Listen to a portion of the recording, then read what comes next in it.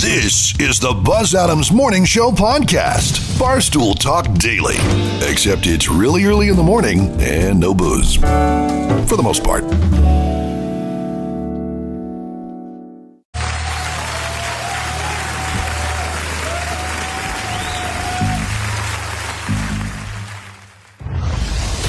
Buzz Adams Morning Show, Monday through Friday, 5 to 10. KLAQ and KLAQ HD1, El Paso, a town square media station.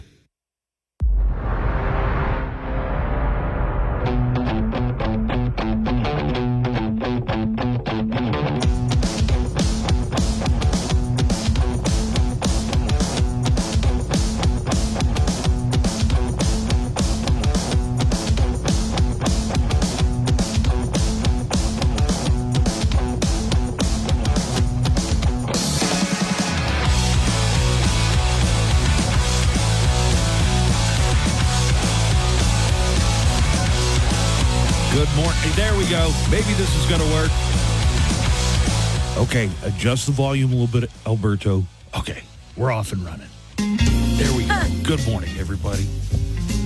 Good morning, Joanna. Good morning, Buzz. What kind of shirt are you wearing? It looks like a concert tee. Oh, Ghost. Ghost.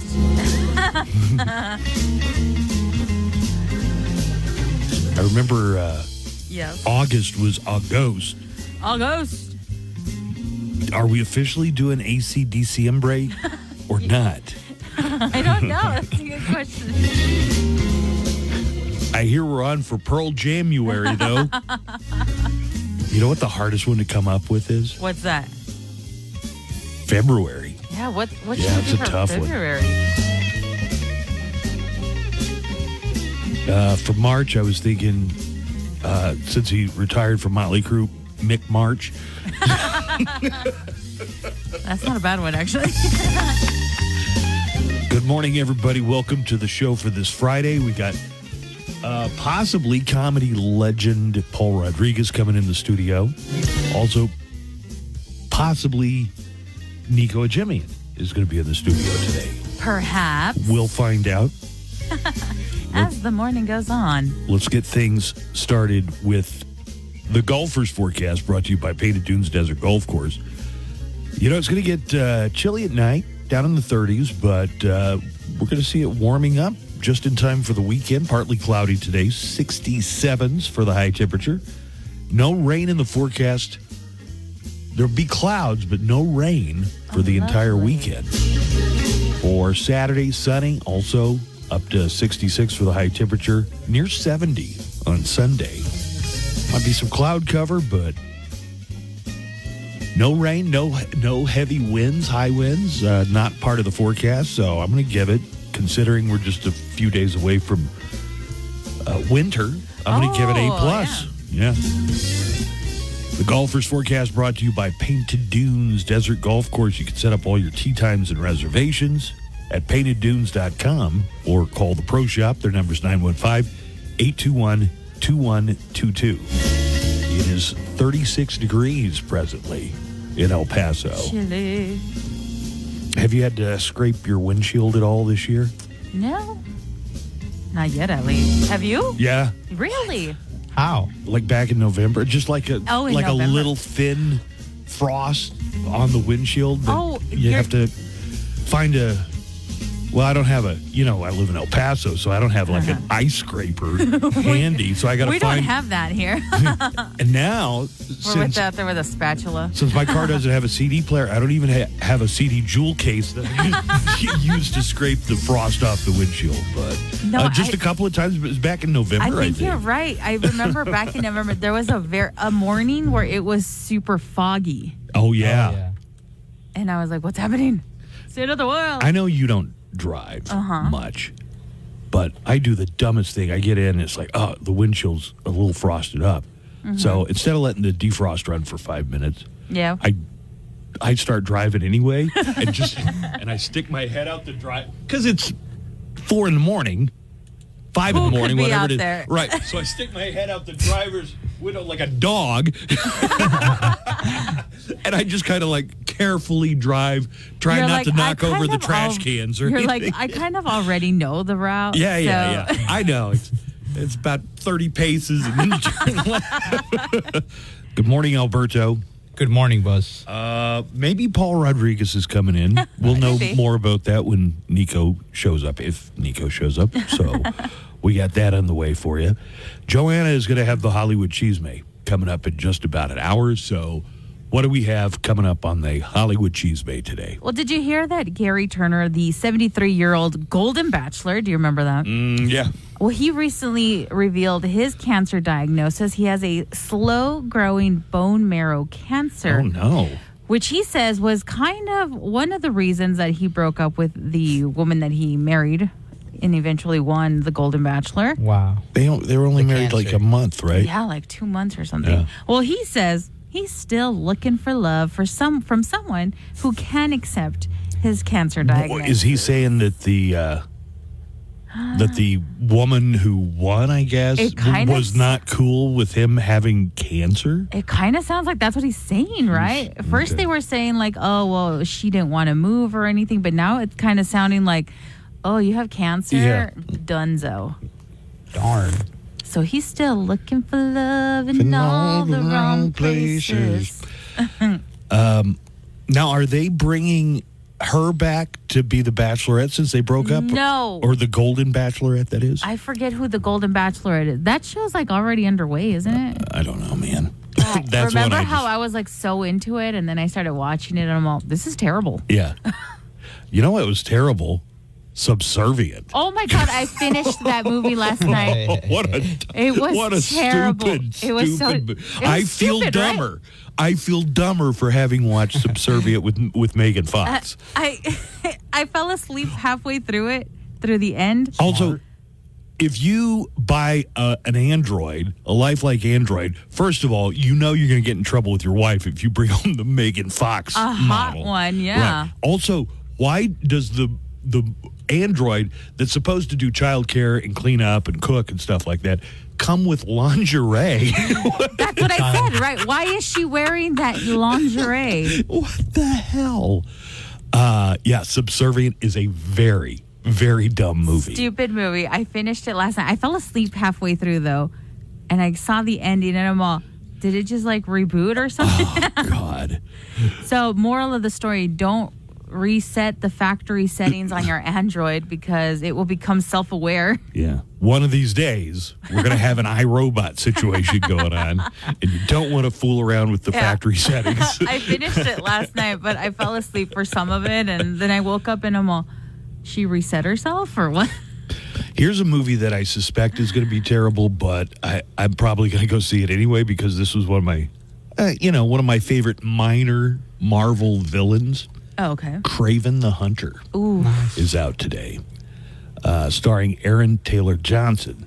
This is his second role as somebody in from the Marvel universe. He played Quicksilver in Avengers: Age of Ultron.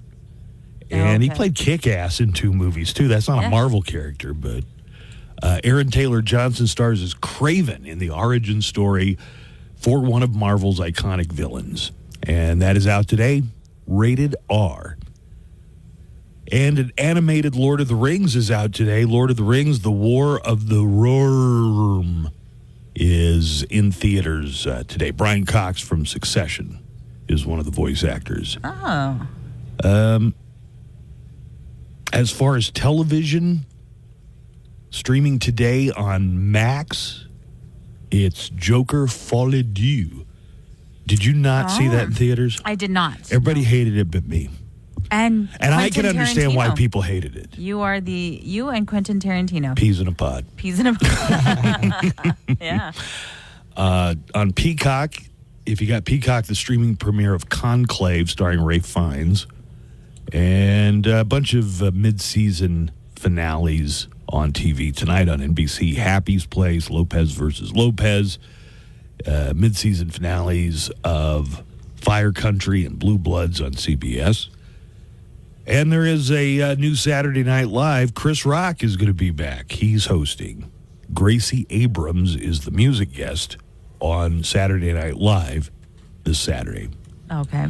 How about news? I can start things off here. Okay. The White House gave briefing yesterday. It was at John Kirby, and he just pissed people off by saying, "We don't know what it is, Yeah. but it's nothing to worry about." And the New Jersey politicians, livid. You're going to hear some of the audio coming up here in just a few minutes. They've been having these drones. Although I did hear a report today that they analyzed some of the video people had been taking. They estimate that 70 to 80% of them might be airplanes. So I did see the same thing where they said some of the very viral TikTok videos, they're like saying, that's not a drone, that's an airplane. You know, they got apps that you can, several of them, that are very good, and you can open them, and if it's an airplane, it shows the flight path. Yeah, so they're telling people, check that before you file a report. But these or TikTok notify the videos authorities. Are getting like millions of views. But and did you hear that 70 to 80% of them have been positively identified as just aircraft? Airplanes. Yeah, I did see that. So we got that coming up today in sound clips. We're going to hear some of the very angry responses to what the White House had to say about this yesterday. What else is coming up in news? Well, Biden commuted sentences for nearly 1,500 pardons, 39 convicted non-violent crimes. I thought, here's what I thought he was going to do. He's just kind of like, I'm on my way out. If he's going to do that, I thought he would pardon people like Liz Cheney, like people he thinks that Trump's going to go after because they investigated him. But that doesn't seem to be what he did at all. It's people convicted of nonviolent drug offenses, some of them. Right. I think one guy who stole a truck got his sentence commuted. Or some of them were people who were like of home confinement, things like that. What is that? He's all like, I'm on my way out. I don't care. Tell me what you think. Yeah. Would this be an amazing FU to the incoming administration if Biden pardoned all the January 6 rioters? Before Trump could do it? That would be hilarious. Would that not be the funniest thing? That would be so Trump would be so mad that he didn't get to do it. Right. Oh, my God. That would be so funny. Somebody, like, run up that idea. Run that up the flagpole, see if anybody salutes. Yeah. All right. We're going to get into sound clips. We're going to hear from that very contentious White House statement about the drones over New Jersey coming up, and a whole lot more. The Daily Calendar. Today, December 13th. Yeah. Today you get a nice cocoa. It's Cocoa Day, a.k.a. Hot Chocolate Day. It's also Ice Cream Day and Cream Cheese Frosting Day and a good day to blow your diet. Okay. You get to start over on New Year's anyway. And it's National Violin Day. If you don't like horses, then it's violins for you because it's National Horse Day. And happy birthday to the U.S. National Guard. Thanks. And that's your Daily Calendar. Throw the horns up on Loudwire Nights. You buy Sarah Farms milk. Sarah Farms, where their milk is legendary. Broadcasting in El Paso to El Paso. The Buzz Adams Morning Show on 95.5 KLAQ. Okay, let's hit it.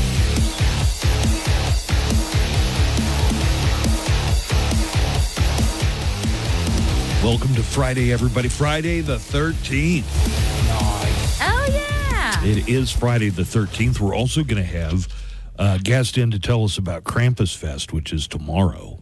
Krampusfest. Are you a judge once again? I am judging again this year. So Nice. excited. It's Are one of my you the favorite only events. judge, or are No. there multiple judges? We have multiple judges. One of them is our friend Fish the Clown. Oh, nice. Oh, nice. All right. So he's one of the judges. I Say don't know hi to who. Fish. Yeah, I don't know who the other judges are, but I know he's one. Well, kind of give us the rundown here of what Krampus Fest is, where it's going to be, and what it costs, if you know. Krampus Fest is an event that it's put on by Kaleidoscope Art Market every year, and it's a free event, and it's for all ages. They've got vendors, they've got music acts, they've got food trucks out there, and then they have a Krampus walk for both kids and adults. So we will be judging for who is the best kid Krampus, and then who is the best adult Krampus. You know, I know the Krampus has been a character in European folklore for centuries, but maybe people in the United States still don't know who Krampus is, even though they had a Krampus movie that came out a couple Yeah. years ago. But who's Krampus? Krampus is the counterpart to Santa, and if you are a bad girl or a bad boy, He hits you with the switch. he's going to switch you Or he'll stuff you in his bag. and take you into the underworld. Right. Forget the lump of coal. You going to hell. Man, Europeans do not around at Christmas. Yeah, really. It's become really a big thing in the United States recently. Lots of places are now holding their own Krampus Fest. Yeah. Nice. That's cool. And this is the 8th annual Krampus Fest for Kaleidoscope Art Market, and I'm very excited to be judging once again. All right, what time does it start? It starts at, I think, 4 at the El Paso County Coliseum. It'll be inside this year. Oh, it gets started Yes. right as it's starting to get dark, I guess. Yeah. And last year, I remember it was so cold it was outside, but this year it's inside at the Coliseum. Does it have more of a Christmas vibe or more of a Halloween vibe? More of Or a is it its Halloween. own thing? It's like its own thing because people are selling things for Christmas. You could go do some Christmas shopping, support local vendors and stuff. But there's also like people wearing horns and masks Yeah. and stuff. It's like if Etsy was a physical place. Yes, Yes. I love it. What have you sent me, Alberto? That is Dwight as Krampus. You keep trying to get me to check this out. You don't remember this? No, I Buzz never didn't watched really The Office. watch The Office. He does a decent job of at explaining it. He's He a great does, yeah. Krampus. He would have won this little competition that Joanna's gonna judge. Oh, really? I don't I know. think You so. haven't seen the other You've got to see Krampi. some of the photos of it. Judgment is nigh, for the Belschnickel is I. Yes, he is finally nigh. I am nigh. Every year, my grandfather would dress up as Belschnickel at Christmas. Oh, Ben was- Schnickel. Okay at it. I am great. You know how they say some people were born to be bad? Well, I was born to be Belschnickel. Oh, Belschnickel has traveled from distant lands to discover how all the boys and the girls have been behaving this last year. Alberto, this doesn't say Krampus. This says Belsnickel. Krampus is more of a pagan, demonic creature So he's with kind of like horns Santa, and claws. except dirty and worse. No, much better. No one fears Santa. He looks like Radagast the Brown. Okay, so full honesty moment. Yeah. Yes. That is not Krampus. Oh, you were mistaken. I thought that was Krampus. No, that's Belschnickel, who's more of like a Pennsylvania Dutch tradition. Okay, I'm sorry, so folks. I This is on didn't me. watch The Office, but I'm familiar a little bit. Is Dwight Amish or something? No, he's got like Amish / like German descent of like the Pennsylvanian rural counties and stuff. So he's very farm-like. He's chill though. He's chill. He's chill. All right, let's go ahead and get into sound clips. And now, today in sound clips. Well, we are going to start with this chaos and bickering about the mysterious drones over New Jersey. Dude, they got to figure this out. It is causing chaos. But just to set the stage, you heard the report as well. I heard a report that says they investigated some of these viral videos and they found that 70 to 80% of them can be positively identified as airplanes. Yes, I did see that same report. Not drones. Not drones, airplanes. just regular old airplanes. National Security Council Coordinator John Kirby was at the White House briefing yesterday. He said the government has no evidence in foreign involvement in the drones being sighted over New Jersey. We have no evidence at this time that the reported drone sightings pose a national security or a public safety threat or have a foreign nexus.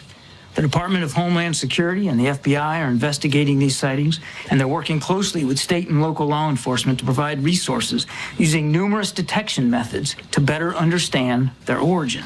We're going to hear a little bit more from John Kirby. Then we're going to hear from some of the officials in New Jersey who are really angry that the White House is saying, well, it's nothing to be afraid of, but we don't know what it is. John Kirby says they have not actually corroborated any of the visual drone sightings. Using very sophisticated electronic detection technologies provided by federal authorities, we have not been able to, and neither have state or local law enforcement authorities, corroborate any of the reported visual sightings. To the contrary, upon review of available imagery, it appears that many of the reported sightings are actually manned aircraft that are being operated lawfully. Okay, are they airplanes or are they manned aircraft that are not airplanes? They're like, we're not going to tell you. Can you be in a drone? Do they make drones that are strong enough to carry a person? Oh my God, you are asking the wrong person about that. Well, let's switch over. I don't want to sound stupid and say yes. New Jersey Assemblyman Brian Bergen had heard enough and had a strong opinion about National Security Spokesman John Kirby's claims. That guy's an idiot. That I can tell you right now. Because the colonel of the state police told the members of the state legislature that one of his helicopters was hovering above a 6-foot wide drone, and he landed that helicopter because he felt unsafe for his pilots. Continuing his comments, Bergen had this to say. I'm a former Apache helicopter pilot and a member of the New Jersey State Legislature, and I've seen these things in my own community. That guy, I don't even know his name, who was on here a couple minutes ago, is a fool if he's going to say that there's no issue. That's National Security Council Coordinator John Kirby that he's talking about. So let's go back to Kirby. Here, Kirby responded to pushback on his comments that there was no evidence of drone activity in New Jersey. Certainly I understand why people would be looking at this and being concerned about it. We're concerned about it too, which is why we have the Department of Homeland Security and the FBI, my goodness, looking at this. And we're taking it seriously. And we understand that people are concerned. We understand that they got questions. We got questions too. And we're working hard to get the answers to that. What I can tell you as we sit here today, at 2:16 in the afternoon on the 12th, is we haven't seen any indication thus far that there's a public safety risk. All right. We got a little bit more here. Kirby told a reporter that the government has no images of any of the craft sighted in New Jersey. Oh. Well, just go to TikTok because they got a bunch of videos up at TikTok. I'm not aware that we have U.S. government produced imagery ourselves, but as I said in my opening statement, we have certainly done thorough analysis of the existing imagery. And a reporter asked why the National Security Council is saying there's no threat if they don't know what the drones are. Because the analysis thus far in an investigation that is ongoing has not revealed any national security or malicious intent or criminal activity. But, Jackie, I would remind you, we're at the beginning here, not the end.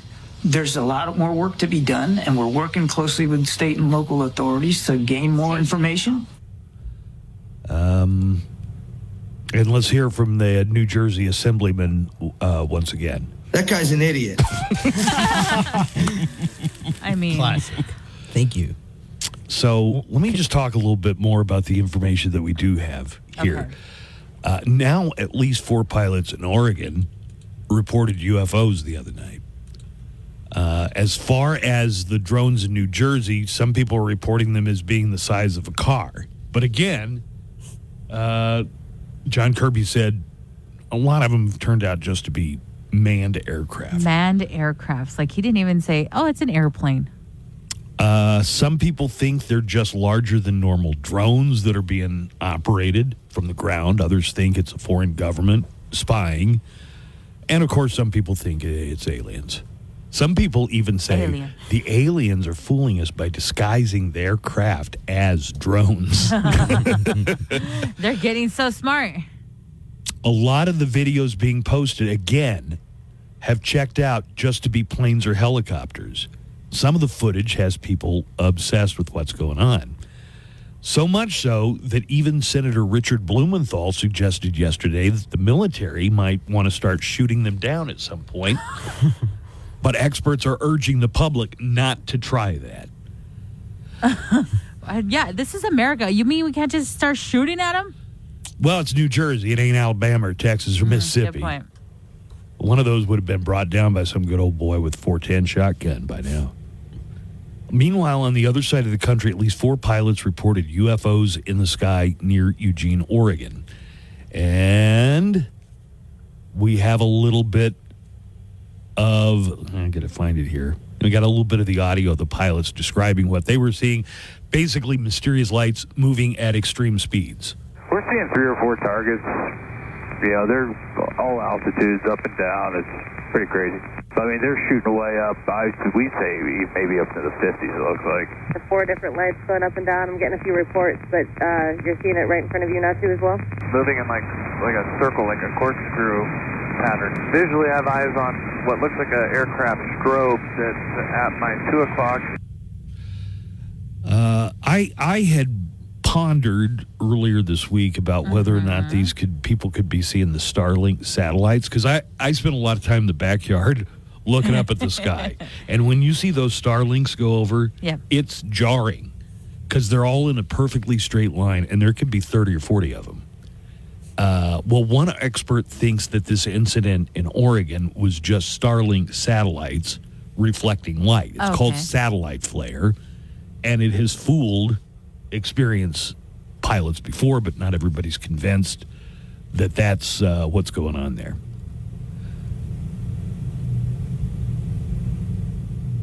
Dick Van Dyke turns 99 today. Oh, and he found his cat, Bobo. Is this because of the wildfire? Yeah. Dick Van Dyke talks about how he escaped the California wildfires. It sounds like a harrowing experience for anybody, much less a guy who's turning 99. He had to be carried out by his neighbors. But at 99, Dick Van Dyke sounds great. So here he is describing what happened. I was trying to crawl to the car. I had exhausted myself. I couldn't get up. Soaking wet. 3 neighbors came and carried me out and came back and put out a little fire in the guest house and saved me. Oh. Thank God they did. It would have been a tragedy to lose Dick Van Dyke so close to his 99th birthday. I love that guy. I've watched him on TV my entire life. He was so sad because when he evacuated, they didn't take the cat. But now that he's back at home, he says that once they got home, the cat was there, unharmed. They found Bobo. Good news. Did he go around the neighborhood going, here, pussy, pussy, pussy, pussy, here, pussy, pussy, pussy, pussy, here, pussy, pussy, pussy? I don't think he did. Maybe other people did. I got a couple of crime stories here. Okay. Jewelry thieves were caught trying to escape, and they had several different methods. They tried to escape by car. That didn't work out. So they went on foot. Oh. Then a rowboat. And then they swam. What the hell were they doing? One of those marathons? Yeah, it's like one of those Ironman triathlons or whatever.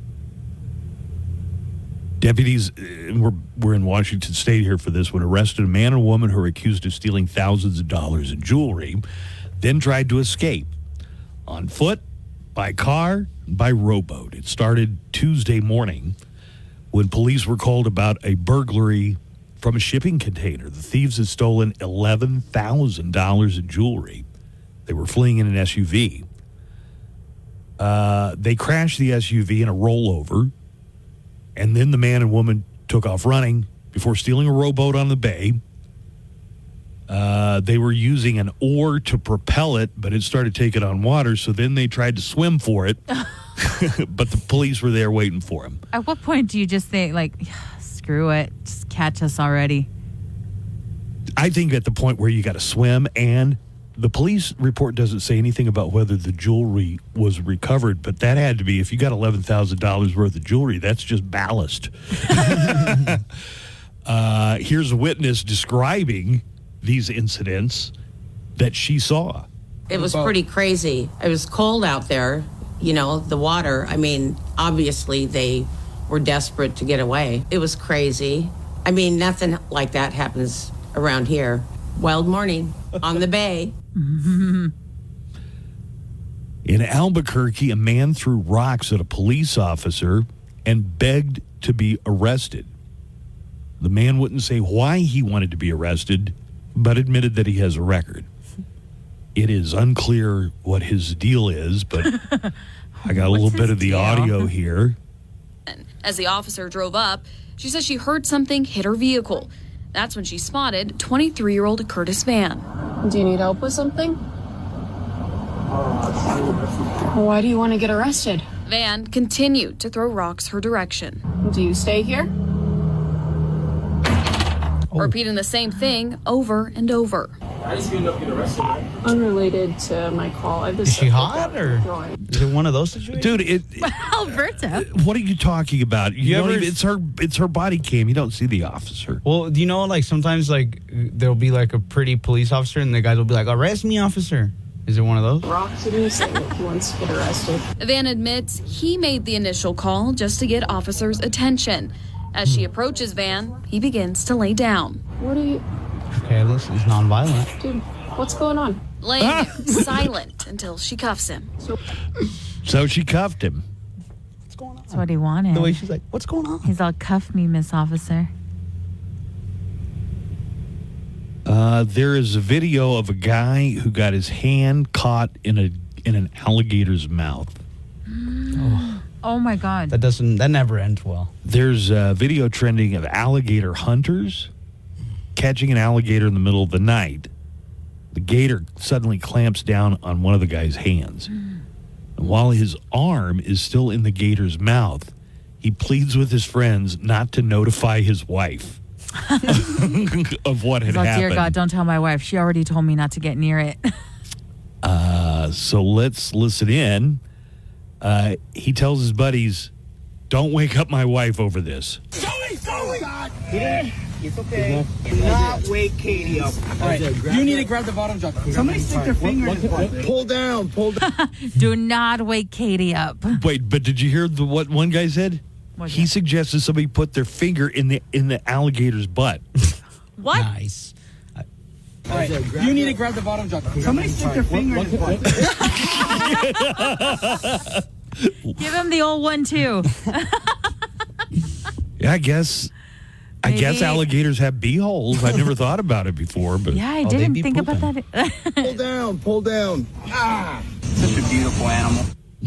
Such a beautiful dude. He'll make a fine pair of boots. I guess that's what you hunt alligators for, souvenirs. I gotta see meat. this video and see how it happened. Somehow the guy was fine. He only ended up with what was described as minor flesh wounds. And hopefully, "'Tis but a flesh wound."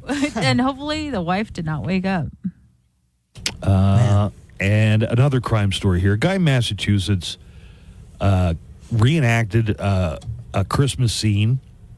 He tried to hide from the cops on Tuesday by jumping down somebody's chimney. Firefighters had to destroy the chimney to rescue the guy. Wow. Let me see what the guy did here. He was trying to hide from cops on Tuesday. Officers showed up at his home with a warrant, so he and another guy tried to get away by hopping on the roof. God, what a terrible time of year to be doing stuff like that. Imagine, like, they just see a bunch of people, like, near the chimney. Kids outside are like, Santa, they're arresting Santa. Well, the guy wasn't dressed like Santa. Still, though. 33-year-old Robert Langlius started roof hopping. I guess the houses were close enough together that he went from roof to roof, saw Santa the chimney, and decided he was going to hide in there. But he got stuck halfway down the chimney and had to be rescued. Firefighters had to break the chimney apart to get him out. He is facing drug charges and a bunch of outstanding warrants, but here is the moment. Body cam footage of finding the man hiding in the chimney and the firefighters getting him out. Hey, he's on the roof. Get down here. Show your hands or I'm going to come up there and grab you. A guy went down. Yeah, he went down the chimney. He's in the chimney? You're an idiot. Get up. You're an idiot. Yeah, he went down the chimney. He's in the chimney? You're an idiot. Get up. Show us your hand right now. Show us your hands. Are you stuck? Rob. Yeah. You can breathe fine, all right? Can you breathe fine? They should have said what they should have been like. Put a finger in his butt. And you can. Scoot straight See if he comes out. Perfect. There you go. Doing nothing. My leg, man. It's all stuck in a chimney. Well, God. they finally got him out. It happens time and time again. You're sliding down a chimney and... Oh, no, I'm stuck. Well, not anymore with chimney butter, the slippery butter that you slather all over your body so you can slide down the chimney in a jiffy. Chimney butter is amazing. Now I can slide down chimneys in no time. Yes, whether you're Santa or a criminal trying to break into a house through the chimney butter is perfect. I love chimney butter. Last week I slid down a chimney to break into my neighbor's safe, but then I got stuck in the chimney. But not this time, thanks to chimney butter. Let's do this. Look out below. I'm coming for your jewels. Chimney butter. Grease yourself up and slide down a chimney today. This is Double G. Coming up after the Buzz Adams Morning Show, El Paso's best rock. Plus a Buick GMC now and leave your wallet at home. Live from the KLAQ studios, the Buzz Adams Morning Show. Courtesy of Glasheen, Vyas, and Inderman Personal Injury Lawyers at GVILaw.com.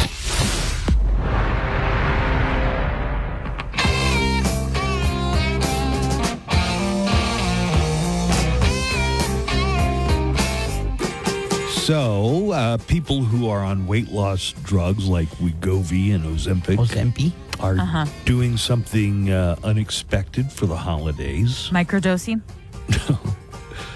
No, it's not microdosing. Oh. But I'll tell you what that is coming up here in just a few minutes. Today is Friday the 13th. I'm going to preview what's coming up tonight on Loudwire Night, 7 to midnight. Got a call already this morning. Da-da-da-da-da. Woo! All right. The Cowboys this weekend, this Sunday, they play the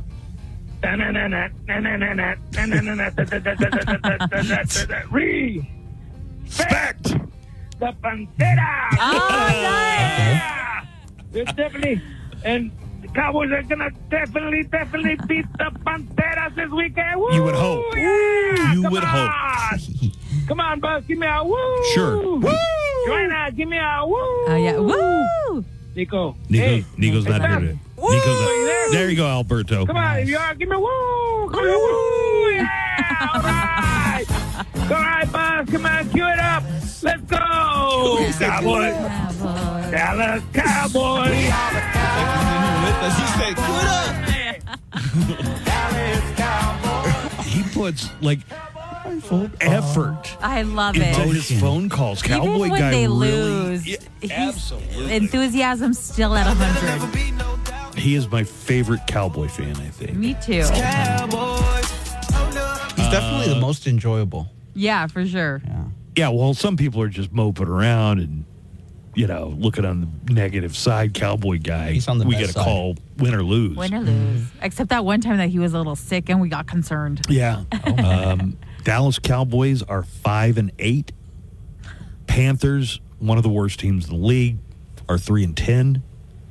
The game is going to be Sunday. I don't know what.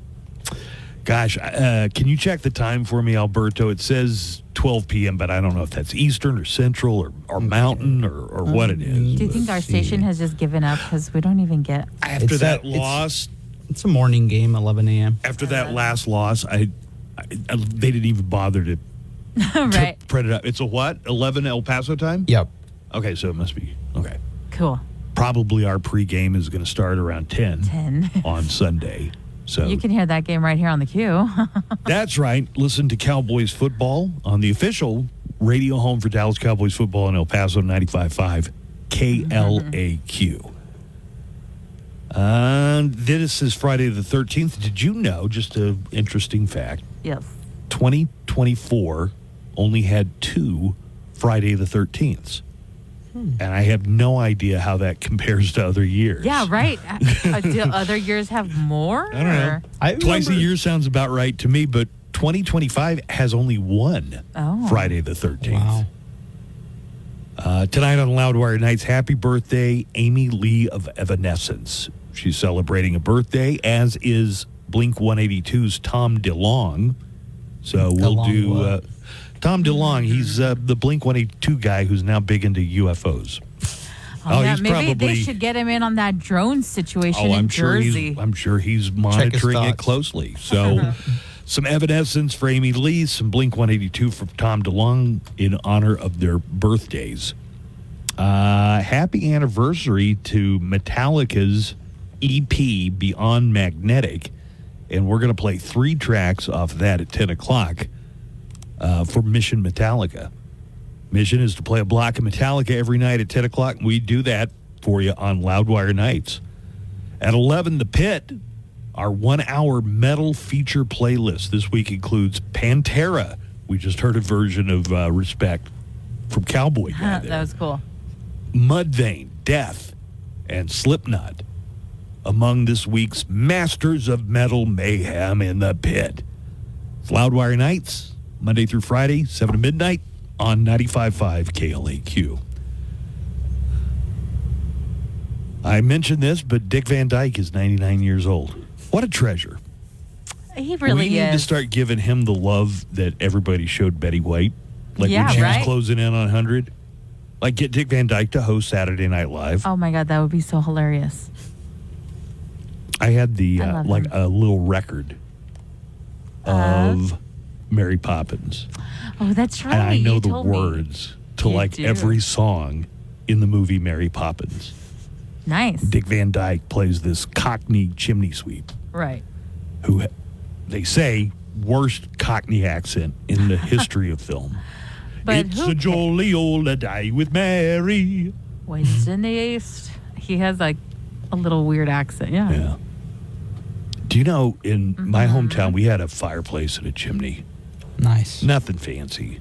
But we had a full-time chimney sweep who would come to your house. Oh.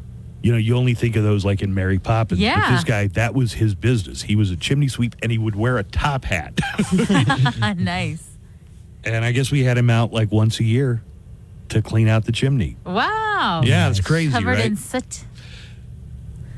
As I recall, I mean, I don't know if I'm remembering it correctly, but yeah, I can picture the guy, and it seems like he was covered in soot for sure.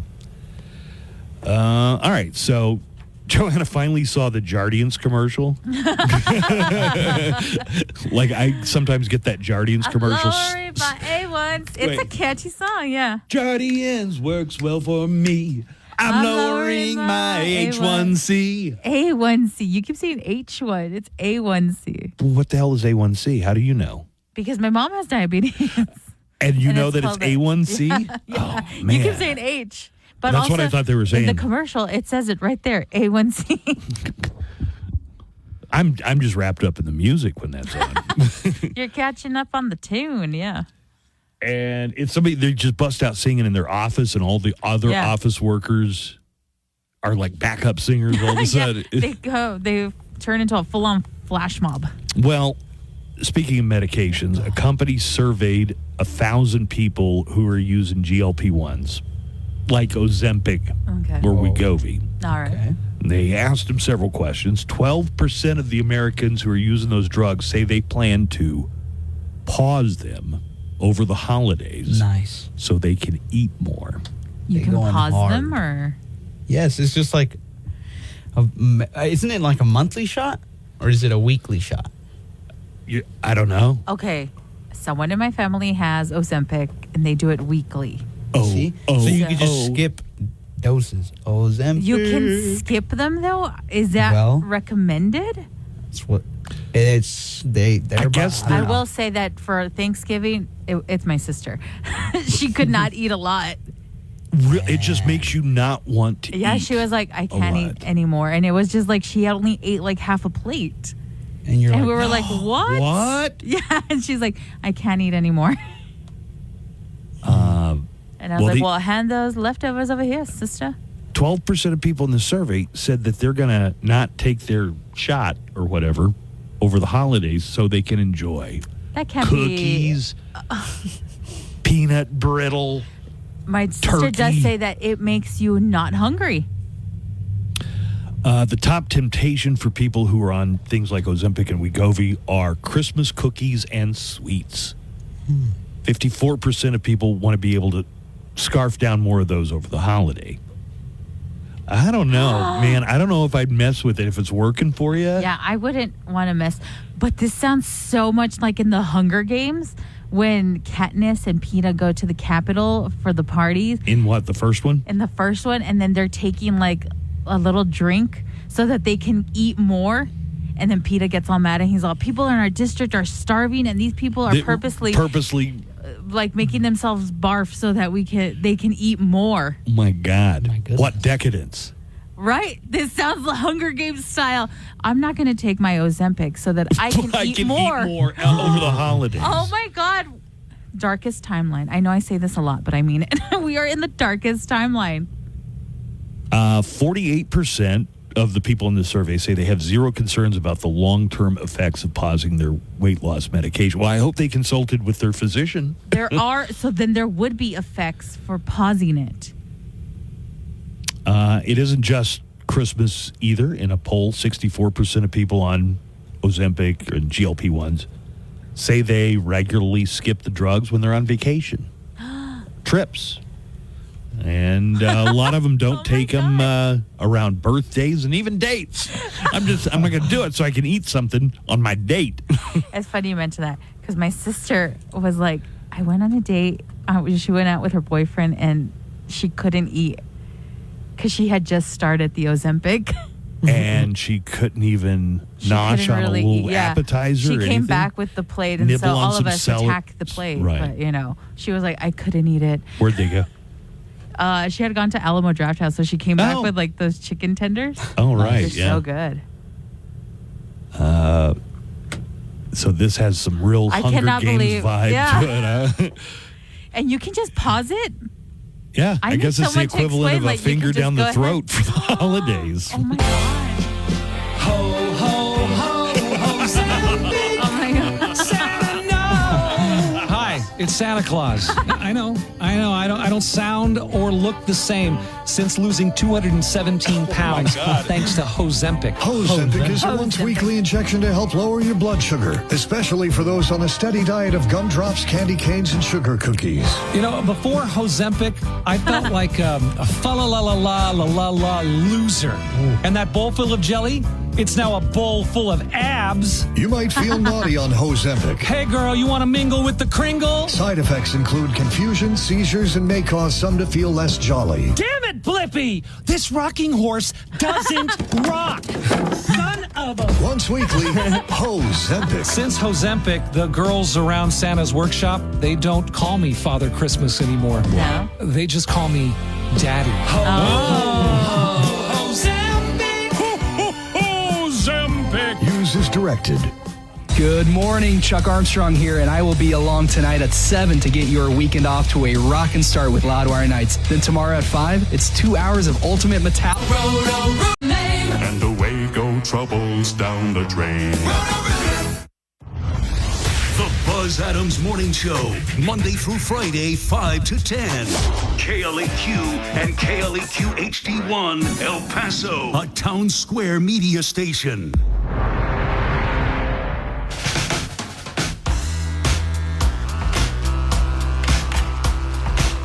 I've got the good news, bad news of the week on the way this hour.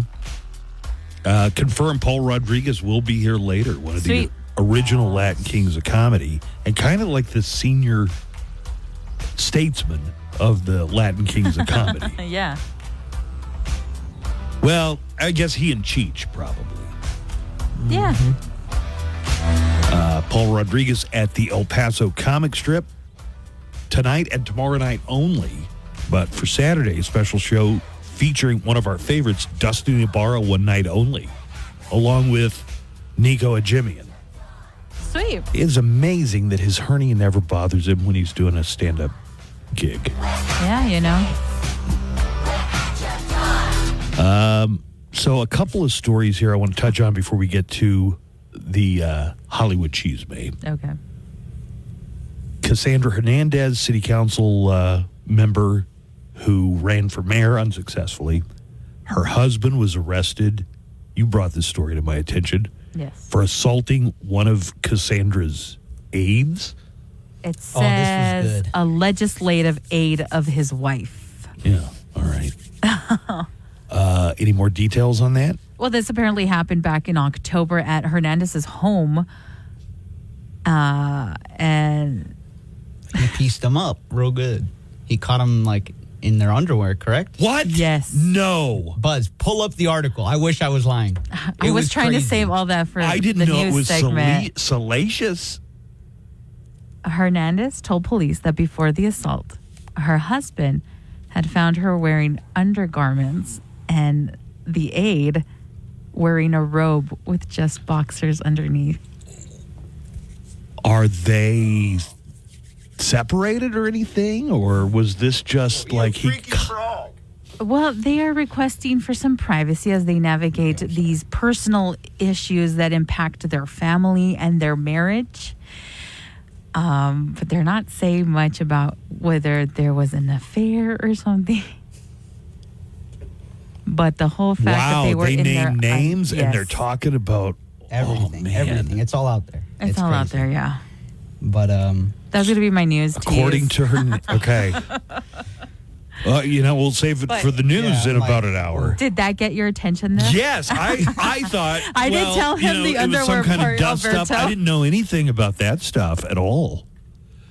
I knew there was something that I was chomping at the bit to talk about. There's new reporting on a man who allegedly assaulted Representative Nancy Mace. Oh yeah.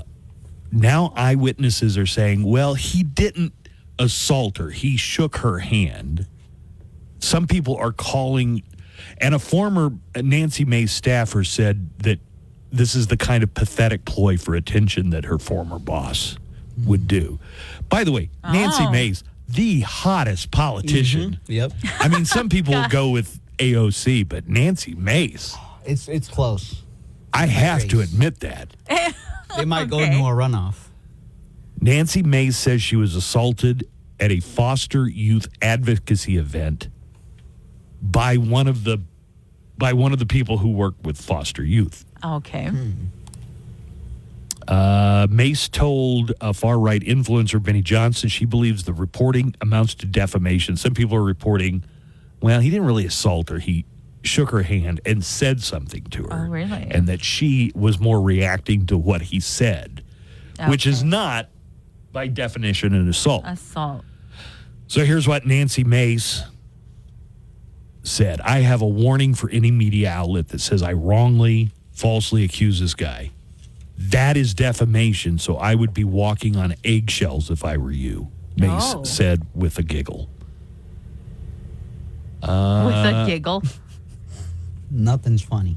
One of her former staff members, Natalie Johnson, called it a pathetic ploy for attention. Quote, this is the same woman who told staff, myself included, during January 6th that she wanted to get punched in the face by a rioter so she could get on TV. Oh, my God. Why would you say it? While Mace says she was physically accosted, witnesses speculate that it's what James McIntyre said, not what he did, as he shook her hand. McIntyre is the co-founder of a foster advocacy group, reportedly told Mace, trans youth are also foster youth and they need your support. And if you didn't know, Nancy Mace has been on a warpath against transgender bathrooms. The first transgender member of Congress is going to take office next year.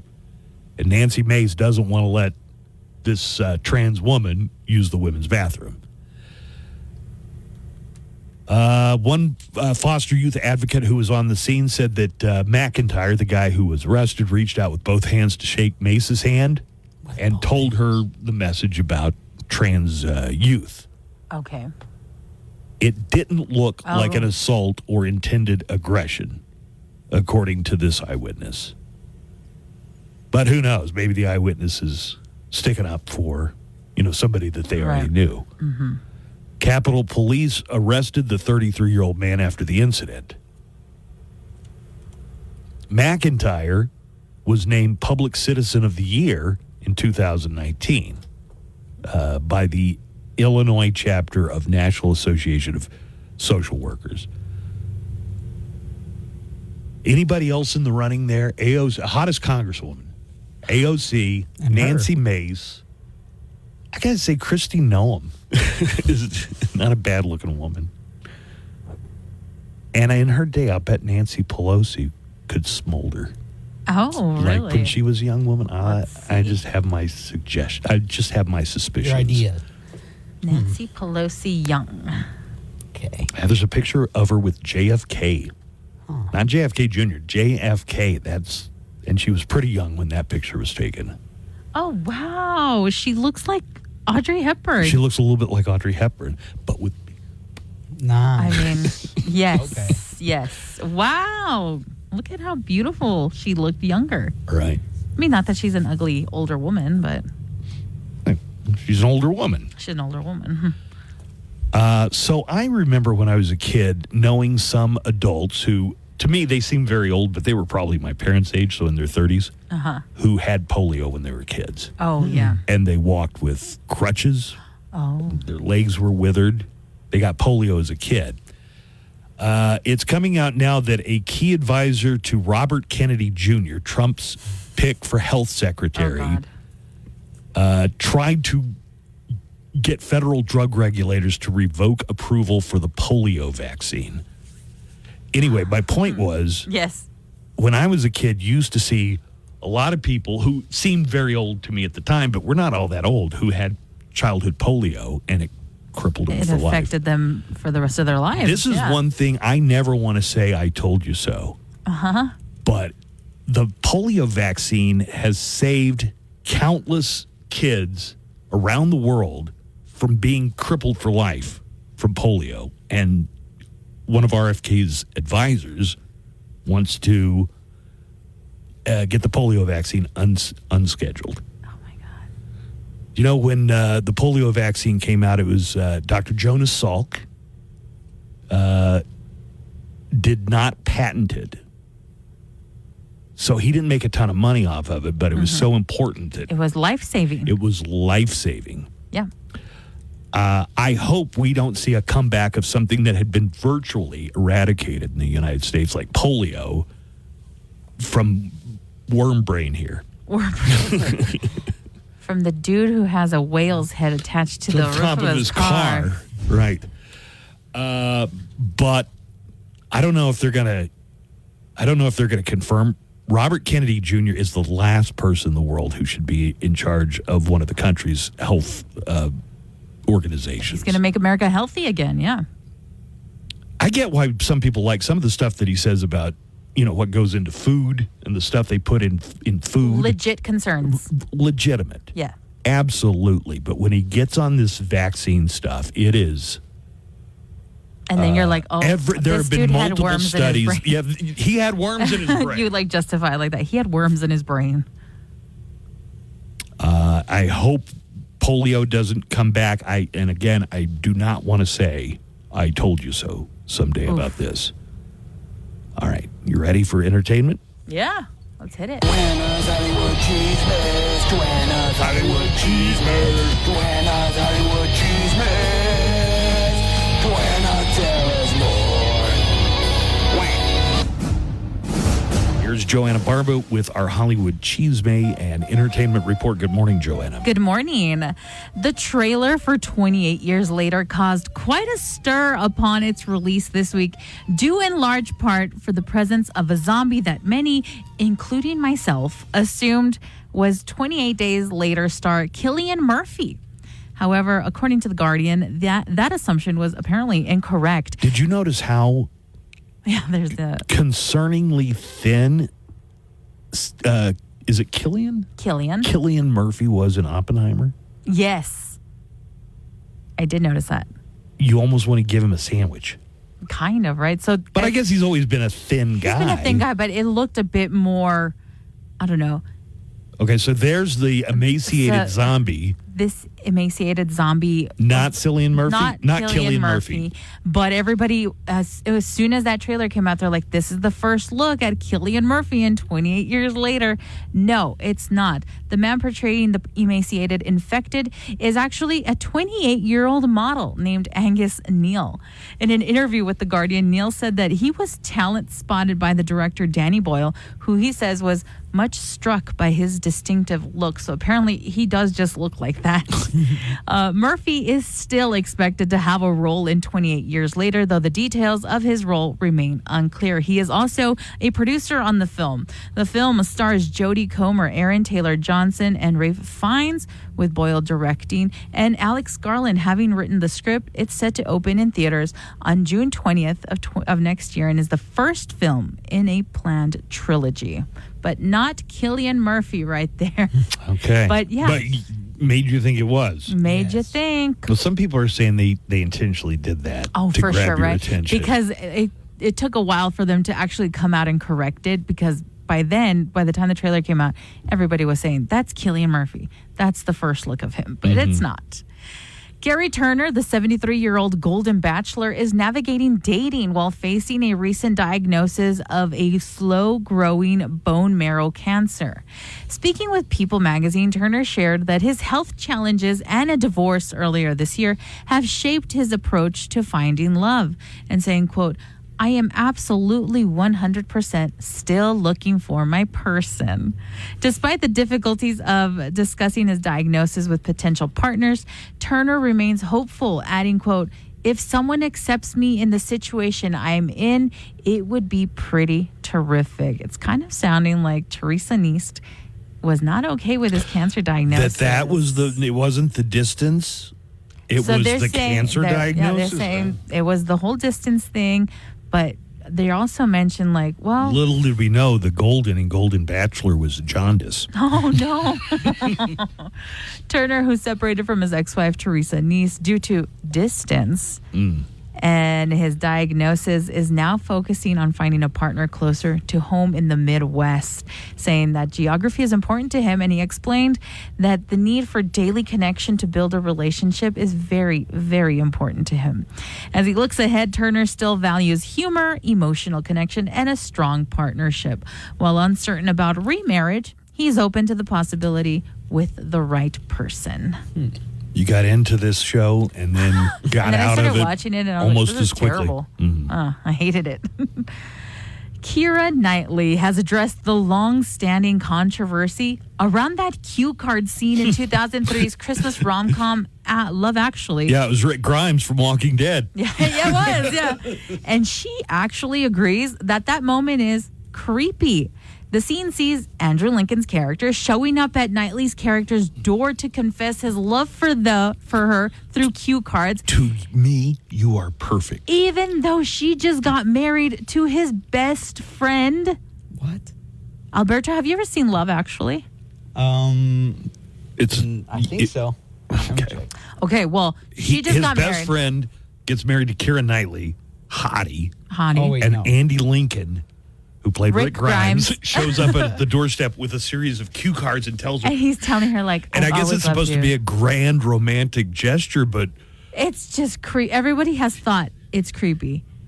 Although it's meant to be romantic, the scene comes across as stalkerish for some and has been the subject of debate among fans for decades.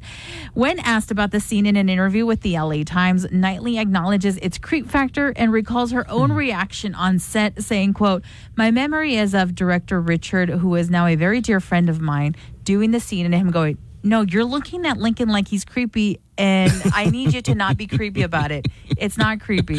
So she had to fix her face for the scene to work. You know, the Colin Firth's obsession with the Portuguese woman was also kind of stalkery when you think about it. Okay, I rewatched the movie this past weekend. Yeah. And I have to say, Martin Freeman's relationship is the only one that is normal. And that's the one that I can't show my mom that movie because they're like stand-ins on a porno set, and it's just like I can't sit there and watch that with my 88-year-old mom. Everybody else has this toxic relationship. You know, Alan Rickman with his affair and his Alan Rickman necklace. loaded. The Prime Minister, Hugh The Prime Grant, with his Minister, employee. the fat employee that everyone keeps calling fat. Who's Mr. Bean with? Mr. Bean just a shows side up. character. He's almost like He's a gift wrapper. Yeah. And Alan Rickman is like, hurry up with the gift wrapping because my wife is coming and this is a gift for my mistress. Like he's panicking. But Martin Freeman and that girl who are the porno stand-ins are the only ones that seem to have a normal relationship. They're talking to each other. They're getting to know each other before they take each other on a date. I mean, the fact that they're on a porno set is aside from the point. right. But they are the only ones that have My something mom would normal. really like that movie, but then I remembered, oh yeah, they're like mimicking all these sex positions. They're doing I like just can't- a Skinamax movie. Well, the actress also pointed out that she was only 17 at the time, Oh my which only God. made the whole thing creepier for her. 17. 17. No, pues. And who was the actor she married? Was it Chiwetel Ejiofor. How? Chiwetel Ejiofor. Yeah, he's Yeah, great, yeah, but I he's will great. never be able to pronounce that So name. Alberto, this guy comes to profess his love to her, and he tells her, like, the husband's like, who is it? And she's all, it's carolers. So he plays like music in the background, but the whole time he's like, with these cue cards, like, you're perfect to me. Right, he had it planned out. He anticipated that his friend was going to ask who it was. Meanwhile, oh, it's so creepy. She says it's creepy, but Love Actually, if you're interested, is now streaming on Prime. And Martin Freeman, the only one with a normal relationship. And it was on the set of a porn movie. It was on the set of a porn movie. I will stand by that decision. Finally, over the last week, social media has gone wild with thirst tweets about Luigi Mangione. And people have been commenting on an uncanny resemblance to actor Dave Franco. People are incredibly invested in the case for probably the wrong reasons and are now calling, mainly begging, director Ryan Murphy to create a TV series with, you guessed it, Dave Franco. There you go, Buzz. Murphy is known for his catalog of adaptations based on real life stories. We just saw him do the Menendez brothers story, but he also did the Jeffrey Dahmer story. Is that Luigi Mangione? The one on the right Good is... Lord, look at that. Those look those like an abs. Avengers movie abs. Yeah. She was raped. It didn't take long for Ryan Murphy and Dave Franco to start trending on X, with the platform flooded with tweets, with one that said, can't wait to see Dave Franco play Luigi Mangione in whatever TV series Ryan Murphy is currently creating. And another chimed in saying, Dave Franco, Milo Manheim, and Jacob Elordi getting ready to fight to see who will play Luigi Mangione in the 4-part Netflix documentary series by Ryan Murphy. There's no word that Ryan Murphy is doing. No word at all. But Dave Franco is trending. If you even look up Dave Franco Dave right Franco now, better start doing sit-ups. he needs to get in shape for that. Yeah. So who? I gotta compliment this murderer on his ab game. Look at those abs. That's admirable, dude. Very much. I say what we get a fan casting going and get Alberto in there. Alberto, start working on your abs, dude. Okay. I didn't know this guy was so buff.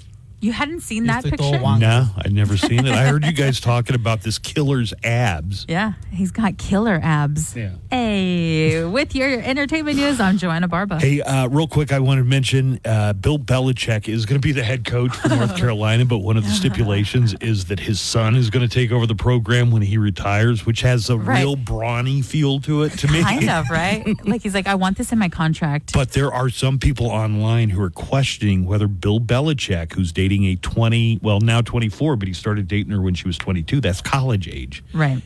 Is it a good idea to have Bill Belichick on a campus with thousands and thousands of college age girls, some of whom I'm sure are very attractive? Right. What will it be like when Belichick starts coaching at Chapel Hill? What will it be like? Yeah, I wonder. And now, real audio of what the UNC football locker room will probably sound like when Bill Belichick coaches the team. All right, listen up. I want you guys to go out there and take no prisoners. I want my receivers to go long, all the way out into the stands where that cute college girl is sitting and get her phone number. Then I want you to run as fast as you can back to me and give it to me. You got that? Offensive line. I want you to, I don't know, do some football stuff and then go get invited to tonight's sorority party and bring me along as your +1. You hear me? Quarterback, do you have a hot twin sister? Yes? Then hook me up with her. That's an order. Now go out there and win and get me some college girls. This has been real audio of what the UNC football locker room will probably sound like when Bill Belichick coaches the team. Artist interviews, new music discoveries, celebrating artists' birthdays, commemorating releases, champion of all things rock. Little Man might have to wait. Starting December 13th, the 12 days of Tin Man Christmas. Learn more on Instagram at Tin Man EP. We're back. Buzz is back. Hey, right on, Buzz. Buzz in the morning show, 95.5 The Q. Passion through the Traffic with Joanna Barba. Good morning. Good morning. We've got major delays at Loop 375 southbound at New World. That's near Vista del Sol. It has been completely closed due to a fatal collision. It's affecting areas around Joe Battle southbound near Zaragoza. No word on the clear time there, but you're going to want to find an alternate route this morning and expect delays if you are heading in that direction. Again, that's Loop 375 southbound at New World near Vista del Sol, affecting Joe Battle southbound near Zaragoza. I got good news, bad news of the week coming up. Comedian Paul Rodriguez in the 8 o'clock hour. The legendary Paul Rodriguez, who's going to be performing tonight, tomorrow at the El Paso Comic Strip. Well, here's something that they're come out about the United Healthcare shooter Luigi Mangione. Okay.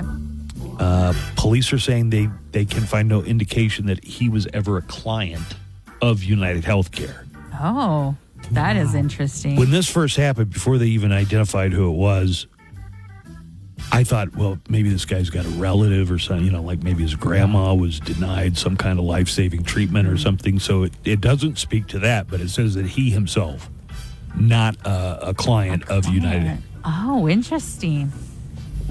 Yeah, they still don't have a motive as to why he did it. They're still looking for that. One of the lead detectives on the NYPD says that Mangione may have targeted Brian Thompson because of how big the company is and that he knew there was going to be a conference at the hotel that day.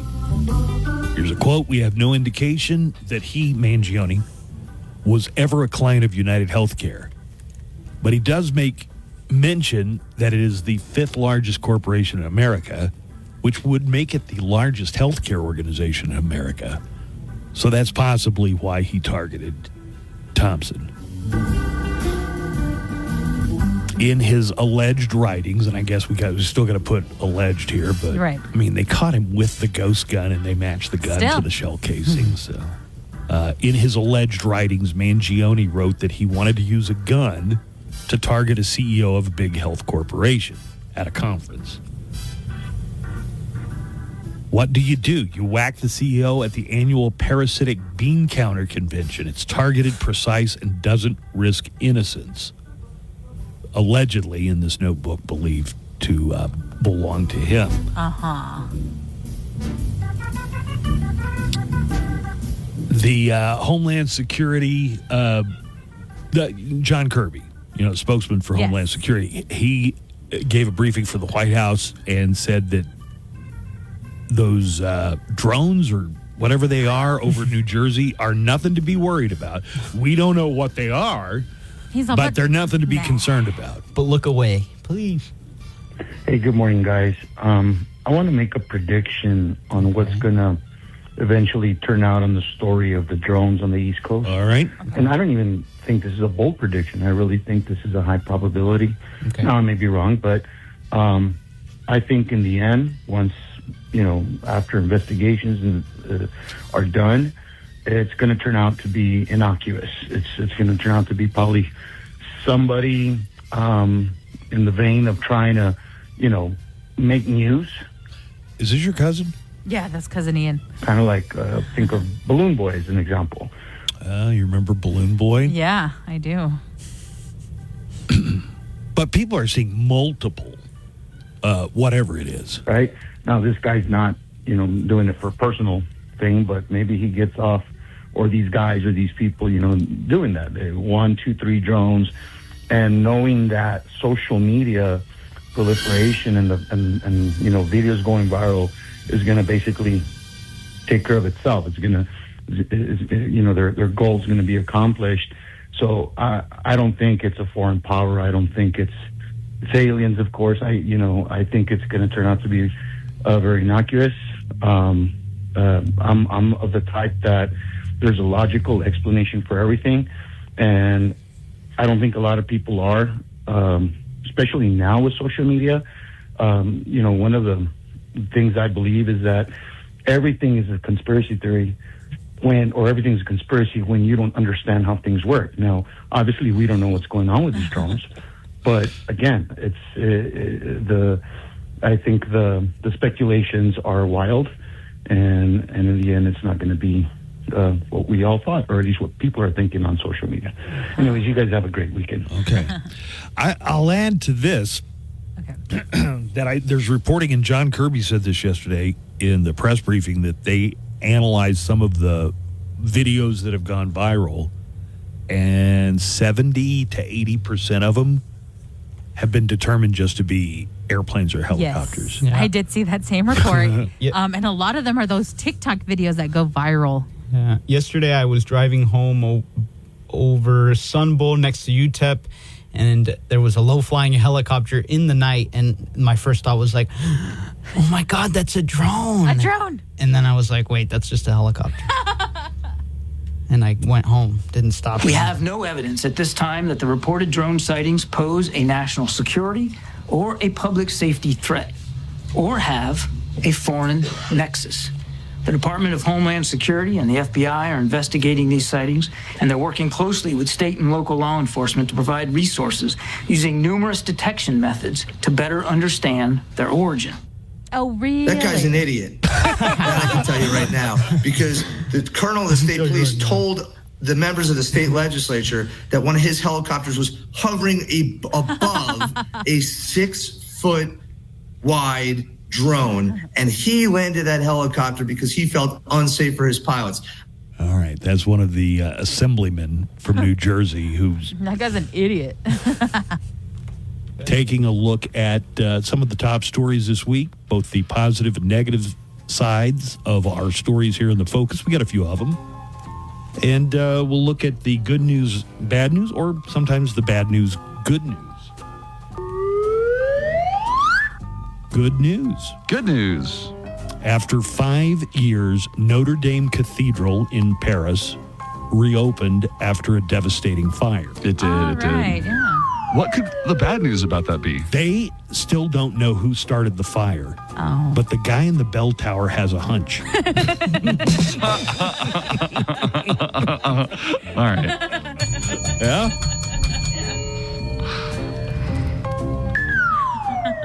Bad news. A new study says Navy Top Gun fighter pilots who fly at extreme speeds may end up long-term with brain damage. Oh, no. What's the good news? On the plus side, they get the coolest nicknames. Brain damage? Maverick? Maverick? Iceman? Iceman? Goose? Maybe not so much. Okay.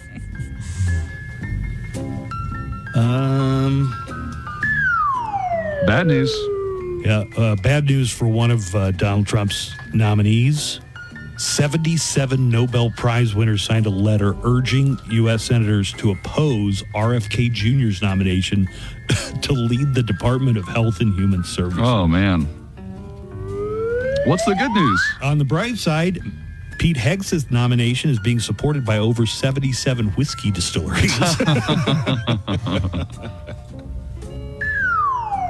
Bad news. Don't know if you heard about this, but Chuck Norris, who's in his 80s, his mother died recently. No. At the age of 103, Chuck Norris's mother passed away. Just a silver lining here. I hear before taking her, the Grim Reaper asked Chuck's permission first. That's smart. Smart, Yeah, definitely. Very smart. Good news, bad news of the week. I'm Daniel Paulus, and whether you're wrapping up your workday,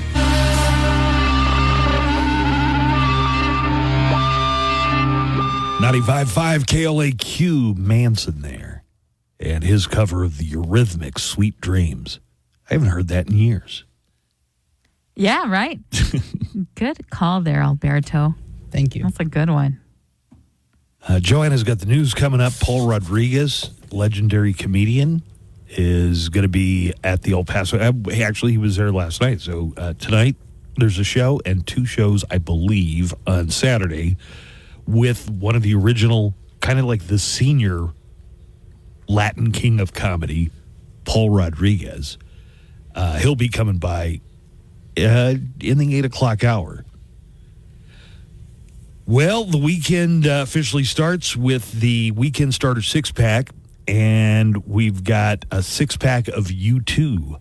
We've got to kick things off at 5 o'clock this afternoon. You'll know the weekend is officially here when you hear the 6-pack, and we're going to start off with a Christmas song from U2.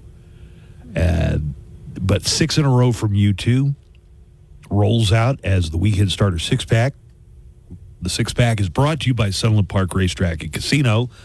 Play the hottest slots and electronic table games at the place where there's always more fun in the sun.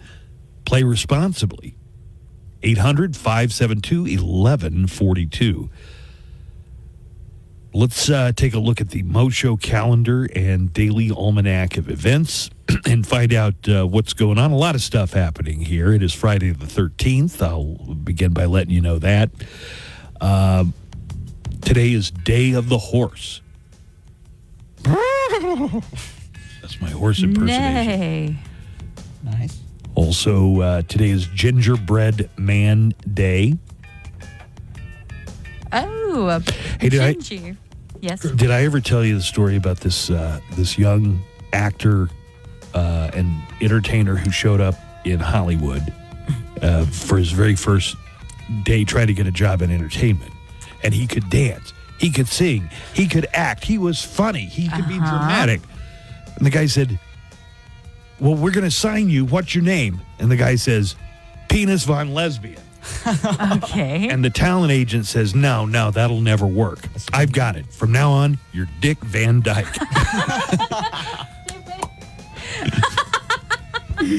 And I tell that story because today is Dick Van Dyke's 99th birthday. Dick Van Dyke, 99. Yeah, let's hear it for 99-year-old Dick Van Dyke. Today is also National Ice Cream Day because when we're just a week away from winter, I think everybody loves a good bowl of cold ice cream. You know what? It is the weirdest thing, but I usually crave ice cream more in the winter. In the winter. I don't know why. Well, today is also National Cocoa Day. Ooh. Some pretty big celebrities, not just Mr. Penis Von Lesbian, but also a lot of other celebrities having birthdays today. Okay. Taylor Swift is 35. Oh, yeah. You know, I was born the same year Taylor Swift was. Yeah. And there's like so many things for like, because one of her albums is called 1989. That's the year she was born. And there was one time I wanted to get a necklace that said 1989. And I was like, it says freaking Taylor Swift on it. I can't get this. So everything that says 1989 has Taylor Swift on it, and it's ruining it for me. The exact same age, Arnold's daughter, Katherine Schwarzenegger, who is now Mrs. Chris Pratt, also turning 35 today. Look at all of us great people born in 1989. Amy Lee, lead singer of Evanescence, having a birthday today. She's 43. Oh. Also will be featured heavily on Loudwire Nights. Yep, check out Loudwire Nights. We'll have some special Evanescence for Amy Lee's birthday, and we'll have some Blink-182 tonight on Loudwire because it's Tom DeLonge's birthday. He's 49. He left Blink-182 to make his own music and really dig in deep about UFOs and stuff, so... But they're all back together now. Are they back together now? Yeah, they're Good. all friends again. It's great. Jamie Foxx, who we almost lost this year, and he's talking about it in his Netflix special. Remember how it was just shrouded in so much mystery about what happened to him? He had a stroke, and he said he was unconscious for how many days? Do you recall how many days he said? I can't remember how many 20 days. But it was a long time. Jamie Foxx, 57 today. Steve Buscemi is 67. A real treasure there. Oh, yeah, Steve love Buscemi. him. His birthday, too. Wow. I told you a lot of birthdays. Wendy Malick, who was on Just Shoot Me and Hot in Cleveland, she's 74 today. And the Motor City Madman, Ted Nugent, is 76. Seems like he's kind of cooled it in recent years. You don't hear as much crazy stuff out of Ted Nugent. You don't get to hear that whistling he does when he speaks. Right. He's like the old pervert on Family Guy when he does talks. Sound like him. Somebody else is turning 76. Jeff Skunk Baxter. He was a guitarist for Doobie Brothers. But did you know he's also one of the country's leading experts on military defense? The guy who plays guitar for the Doobie Brothers. He learned everything he knows about terrorism, missile defense, chemical and biological warfare from reading. He was self-educated, but he is acknowledged. Skunk is acknowledged as one of the best experts on military defense in the United States. Wow, what darkest timeline? Well, but he's been doing that for over 25 years. Who would have thunk? As I mentioned, Dick Van Dyke is 99 today.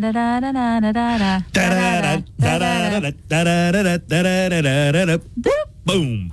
That's when he falls over the ottoman. Here's an interesting story from history. 109 years ago in 1915, the city of San Diego was suffering through a historic drought. Oh, okay, it hadn't rained.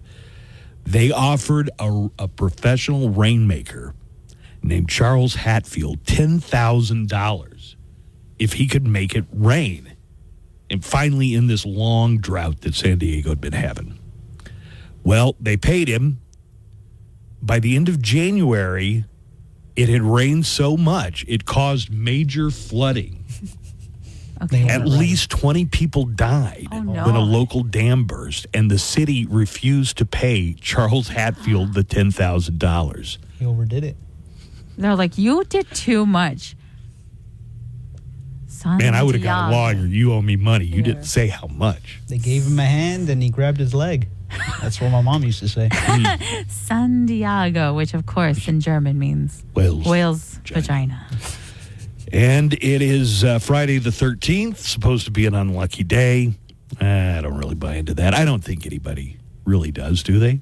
Here is comedian Mitch Hedberg talking about the unlucky number. My hotel doesn't have a 13th floor because of superstition. But come on, man. People on the 14th floor, you know what floor you're really on. What room are you in? 1401. No, you're not. Jump out the window. You will die earlier. Because 13 is an unlucky number, right? Well, then so should the letter B be, because B looks like a scrunched together 13. Hello, what is your name? Bob. Get the away. If 13's unlucky, then 12 and 14 are guilty by association. I saw you 12, you were hanging out with 13. No, I wasn't, I was with 11. You talked to 14 about that What you got to say, 14? Me divided by 2 equals 7? All right, I was with 13. Are you afraid of a black cat crossing your path? Avoid walking under ladders? Do you have irrational superstitions about riding in an airplane? Trepidation about going to the 13th floor of a building? Then you could be suffering from triskaidekaphobia, the fear of Friday the 13th. Well, get over it. Grow a pair. What are you, 7? Clinging to some false belief that something terrible is going to happen to you? It's just another day. There's nothing to worry about. Face your fears. You're going to be fine. As long as you have your lucky rabbit's foot and don't step on any cracks. And whatever you do, don't break a mirror or you will be totally screwed. Coming up after the Buzz Adams Morning Show, Glenn Garza and Daniel Paulus. Off at 11 a.m. An O'Reilly Auto Parts gift card is the perfect gift for that hard-to-buy-for person. Give the gift of convenience from O'Reilly Auto Parts. O'Reilly Auto Parts. Rock's Facebook for more info on El Paso's biggest Dallas Cowboys tailgate party. Ages 21 and over. The Buzz Adams Morning Show, Monday through Friday, 5 to 10. KLAQ and KLAQ HD1, El Paso, a Town Square media station.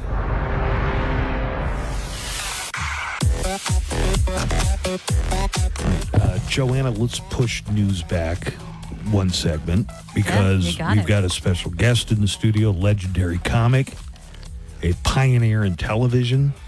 Paul Rodriguez, one of the original Latin Kings of Comedy, is in the studio with us now. And you heard my Dick Van Dyke story, did you, Paul? Yes, it was hilarious. Like I was telling you, I can't believe you never heard that old chestnut before. No. Well, there's a lot of things that are new if you've never heard it. And I remember, like I said, I met him at a Dick Van Dyke. Yes, Dick Van Dyke at a telethon. And considering I don't know how old he was, this must have been about 10, 15 years ago. He was very spry. He was very, very there. There was no pauses for his questions or answers. And I remember just being mesmerized because I don't think there's anybody here in America that hasn't grown up with the reruns of his show. That was a brilliant show. If you didn't grow up, because I don't know if they showed that at Nick at Night. They did show it on Nick at Night. Joanna's age only knows the Dick Van Dyke Show from Nick at Night. Not only that, but I've always considered him like the first Jim Carrey. He was very, very flexible, very rubbery. He did a lot of pratfalls and stuff like that. But sing, dance, tell jokes. You also wanted to believe that him and his wife on that show was real. There was real affection there. It came across the screen. And I remember trying to find an intelligent question to ask him, not your usual, hey, did you ever... Were you a little starstruck? Oh, absolutely, absolutely. I was very, very starstruck because, like I said, what television did, especially at that time, is that it came right into your house and you knelt down in your black and white and it babysat you from your mom, and you sat there, and these people became part of your life. They became members that you felt. And if you ever met them, one of the biggest joys was meeting Lucille Ball. Oh my gosh! I was. It doesn't get any bigger than that. It doesn't. In comedy. I was on the Bob Hope's Christmas special, the last one he did.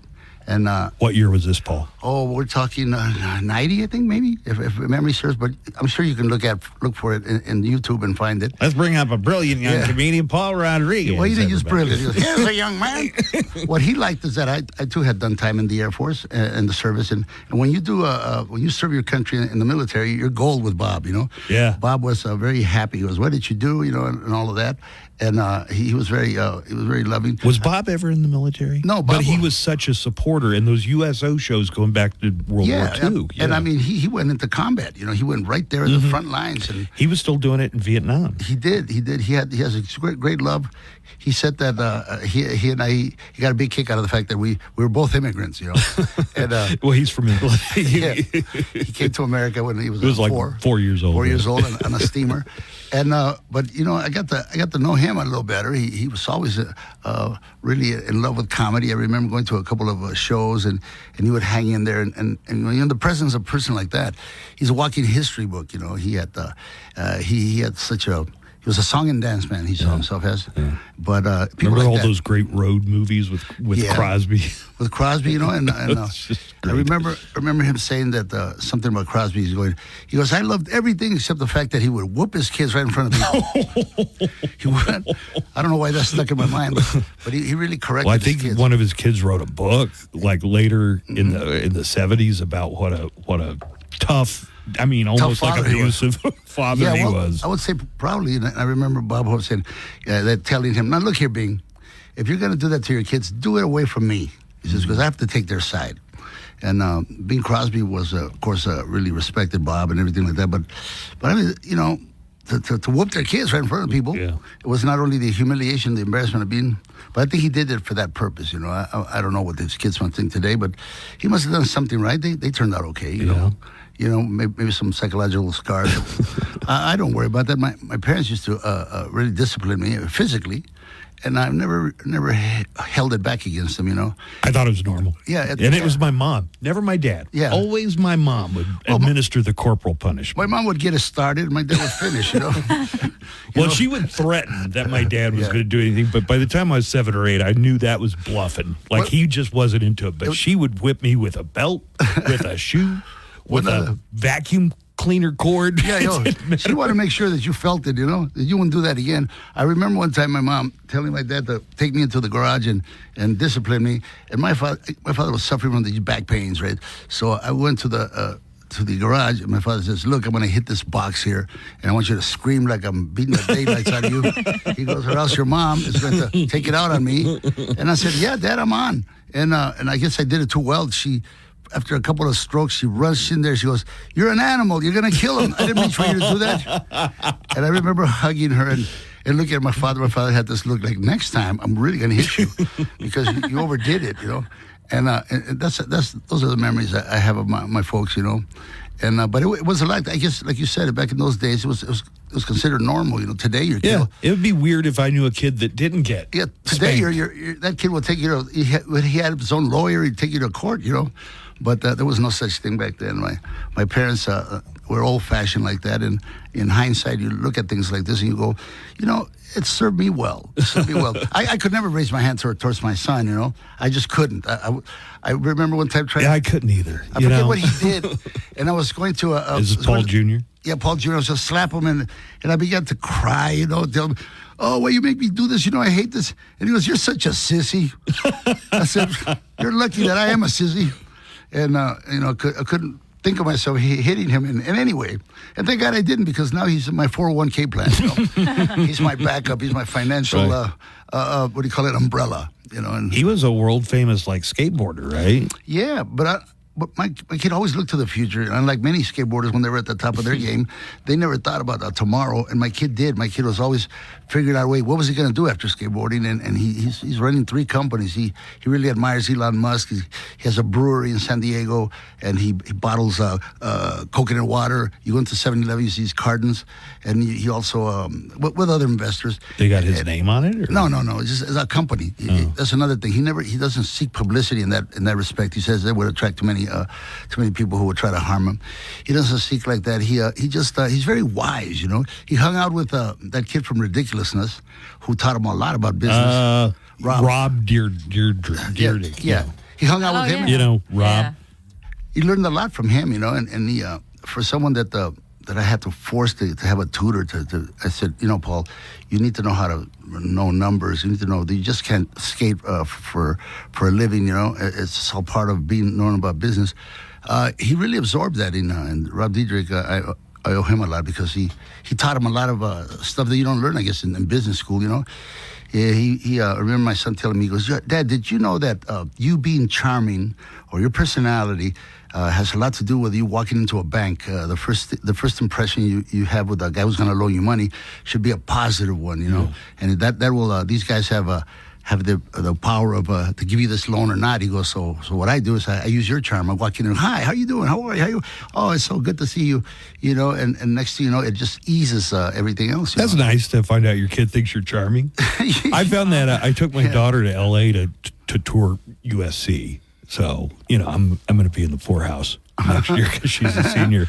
But there were different things I would do, and, you know, the way I interacted with people. And she's like, "How do you do that?" And I go, you just like people, and you let that show through it. It's like, yeah, but it's almost like a mind control. I go, it's not. It's just, and it's not being phony, you know. It's not being phony. It's not being phony. My son, you know, I'm not his favorite comic, and that bothers me. Who's his favorite comic? He likes Kevin Hart, and he likes a myriad of other comedians that he's met. Chappelle, you know.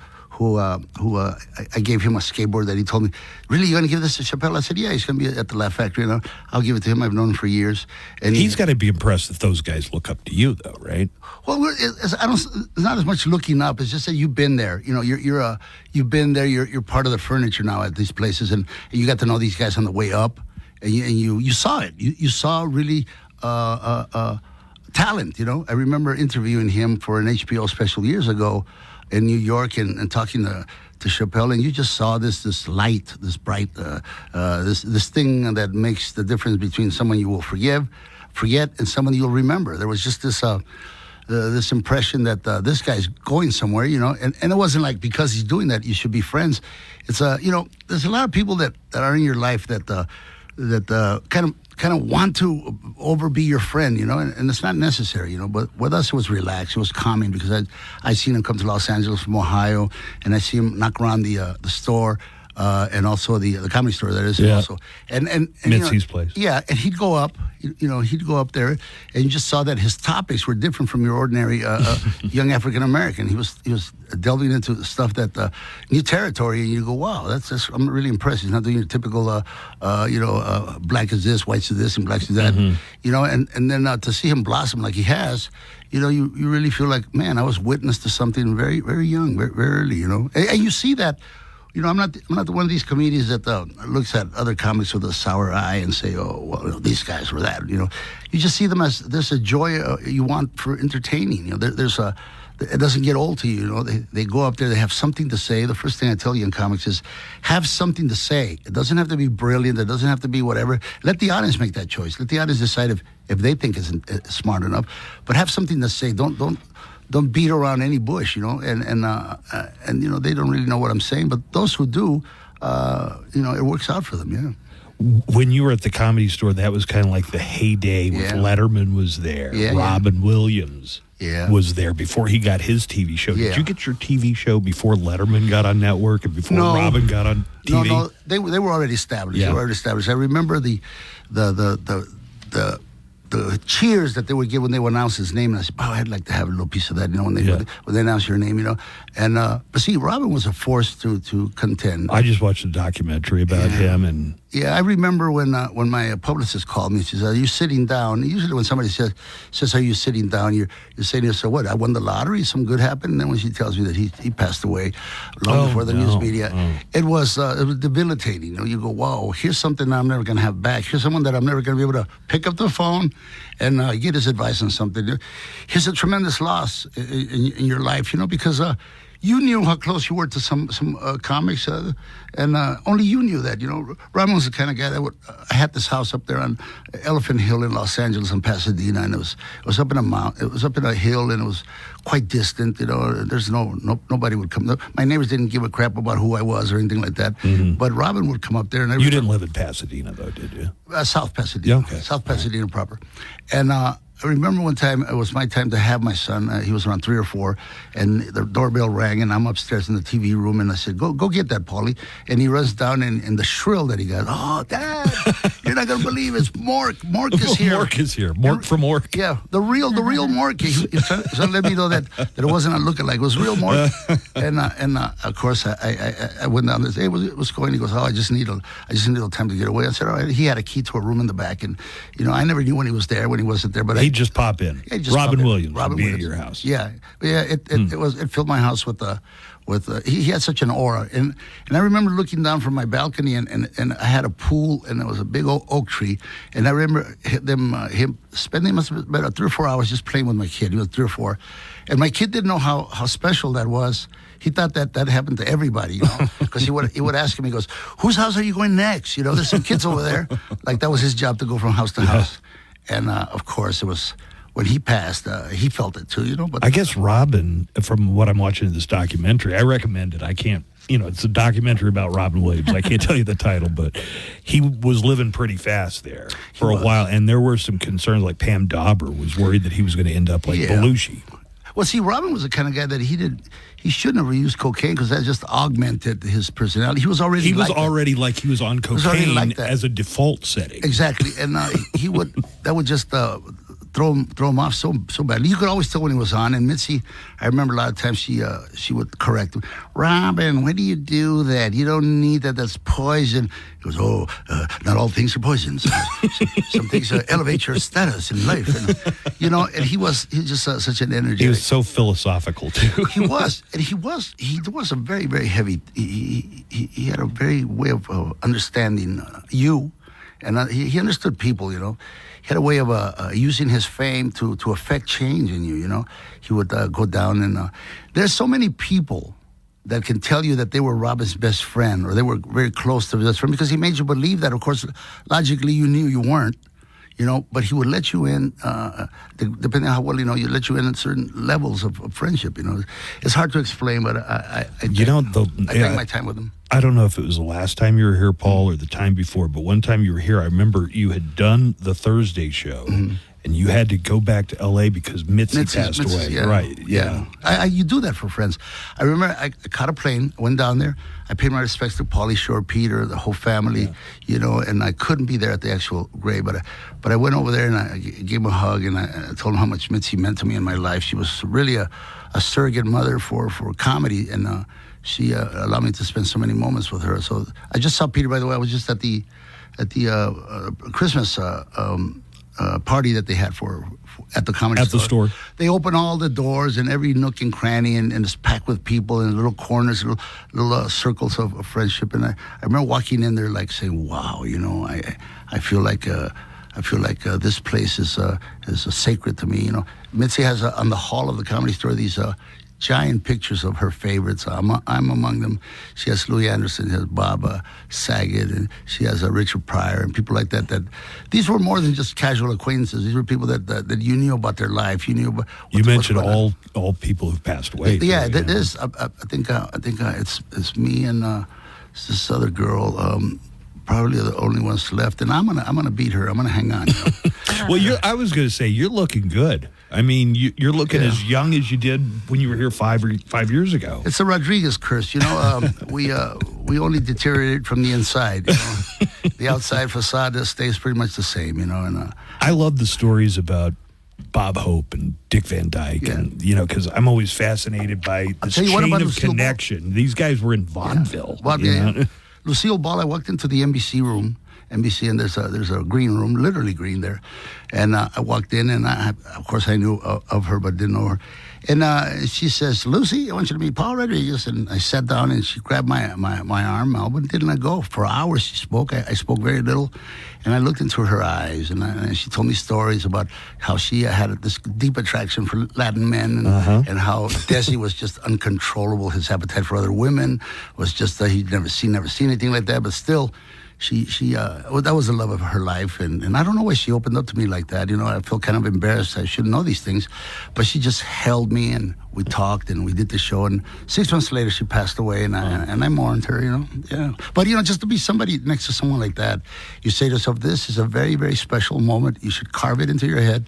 You should never forget." And I did that. Well, you were historic on television. Somebody accused me of getting it wrong. I said the first Latino to star in their own sitcom, and somebody corrected me and said it was Freddie. Freddie, yeah. But Freddie, I give him credit. I never met him. I met his son. I never met Freddie, but Freddie was he was Hungarian, the Hungarican, and he really didn't know Spanish from what I'm told. Yeah, Prinz is I found out this week is a Hungarian name. Pritzl, and he shortened it to Prince. But I did hang out, and I still do, with Alan Bursky, who was his right-hand man, and he lives with the tarnishing that he's the one that bought him the weapon. But I hung out with Alan Bursky for many days. We hung out. We're having a project here and there. But he told me stories about Freddie. And I said, "Boy, I wish I would have met him." I told him I would give anything to meet him. And he says, "You wouldn't have liked him. He wouldn't have liked you." He goes, "He was someone that was very intimidated by anybody that even resembled would take his place." I heard a story about him and John Travolta one time. And I said, "Wow." I said, "That's sad, because I would have really loved to befriend him." And Barsky goes, "It wouldn't have been a good thing." He goes, just have good memories of him. He goes, because he was a hard guy to love, kind of like Paul Mooney, he told me. But then I got it. Right away. Paul Mooney didn't suffer many fools, and I was one of the fools he suffered. Paul Mooney definitely did not. Do you mind sticking around for another segment? We're going to take a break. Paul Rodriguez is here. You can see him tonight and tomorrow night. Are there 2 shows Saturday, Paul? Yes, they're gonna squeeze every second of me. This is going to help me even up with the taxes, the taxman, and I'm glad to do it. All right, Paul Rodriguez in the studio with us. Joanna Barba next with news headlines on the way. A crash on Loop 375 is causing major headaches this morning, and Cassandra Hernandez and her husband are making headlines once again. This is a salacious local story, Paul. This time you're in luck today. It sounds spicy this time. I'll have more in news. Music news, concert updates, song and album factoids, and of course, nothing but El Paso's best rock. All right. Oh my gosh. Whataburger's breakfast on a bun Bob Ranchero, served 11 p.m. to 11 a.m. El Paso's own live and local, The Buzz Adams Morning Show, 95.5 KLAQ. Morning is the news. Friday.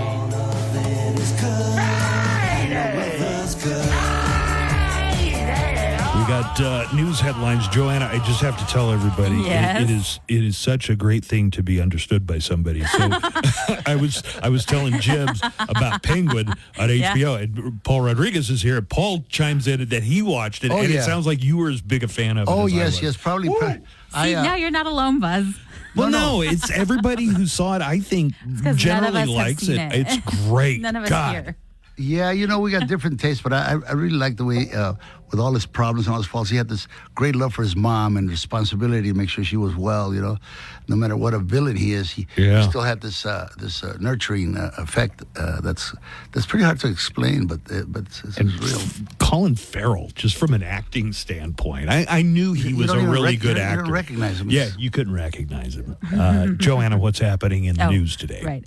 President Joe Biden said Thursday that he was pardoning 39 people who were convicted of nonviolent crimes and commuting the sentences of nearly 1,500 people on home confinement who he said have, quote, shown successful rehabilitation and have shown commitment to making their communities stronger and safer. That's Biden? I thought it was Biden. Trump. Trump is going to pardon those January 6th people. Yeah. Well, here's what I said, Paul. What's he pardoning from? What's he pardoning them What's from? Biden? Is he aware who's he Well, pardoning? For nonviolent crimes. And I guess technically Hunter was nonviolent crime.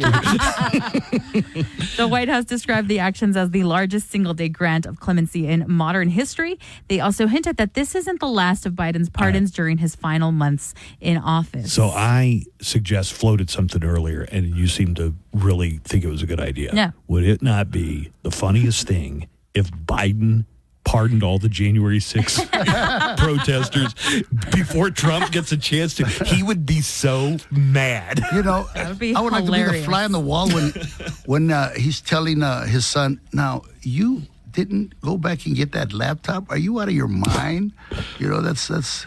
I mean, the guy just basically abandoned that laptop. With all this stuff on it? Oh, yeah.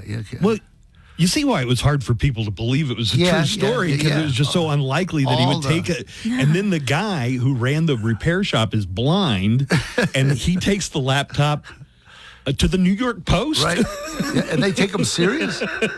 Man, that's Darkest those stories you can't make up. timeline. Yeah. Speaking of, meanwhile, President-elect Trump said that his day one priority in office is to pardon the rioters who stormed the U.S. I'm Capitol. telling you, Biden, do it. Pardon them ahead of time. It'll be like one last tweak. It would be hilarious.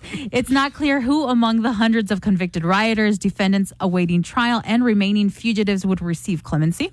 Trump advisors are still solidifying their approach to the pardons, and defense attorneys are scrambling to convince the incoming administration that their clients are deserving.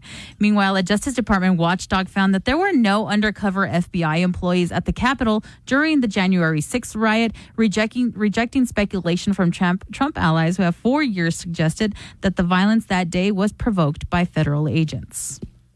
You know what? I was thinking about, maybe you know the answer. Is it possible for Trump to run again because both of his presidencies weren't concurrent, or does the Constitution make it clear that only 8 years, whether they're in a row or not? Okay, so, it was only relatively recently FDR was elected to 4 consecutive terms. And it's only been they changed it after that. Could they change it back? They could. I don't know. Who knows what will happen But in the next 4 years? For most of the January 6 prisoners, I don't think what they did is right. But I feel like if they've been in jail a year, that seems like enough. Because they thought they were, working on orders from the president of the United States. Yeah.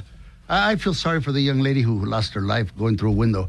I thought that shooting was unnecessary, and if anything, that police officer should not have gotten a promotion to captain. And I thought shooting an unarmed woman going through a window, there's really no excuse for that, regardless of what she's done. I don't know. Your average man can subdue a woman just physically.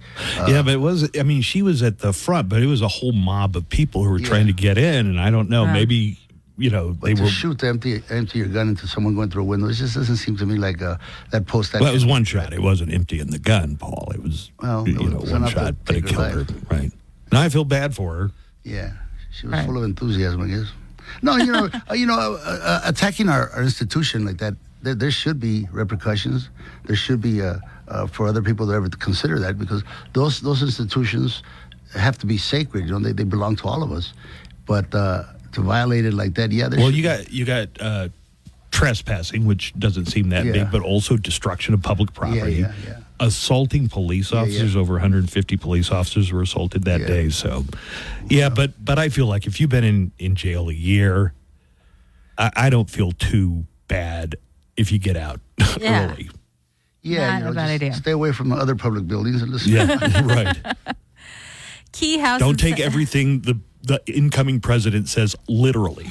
That's another thing I would say. Key House and Senate lawmakers are demanding that top federal law enforcement officials immediately brief them about mysterious drone sightings in New Jersey and New York, as the White House downplayed any potential threats to national security or to the public.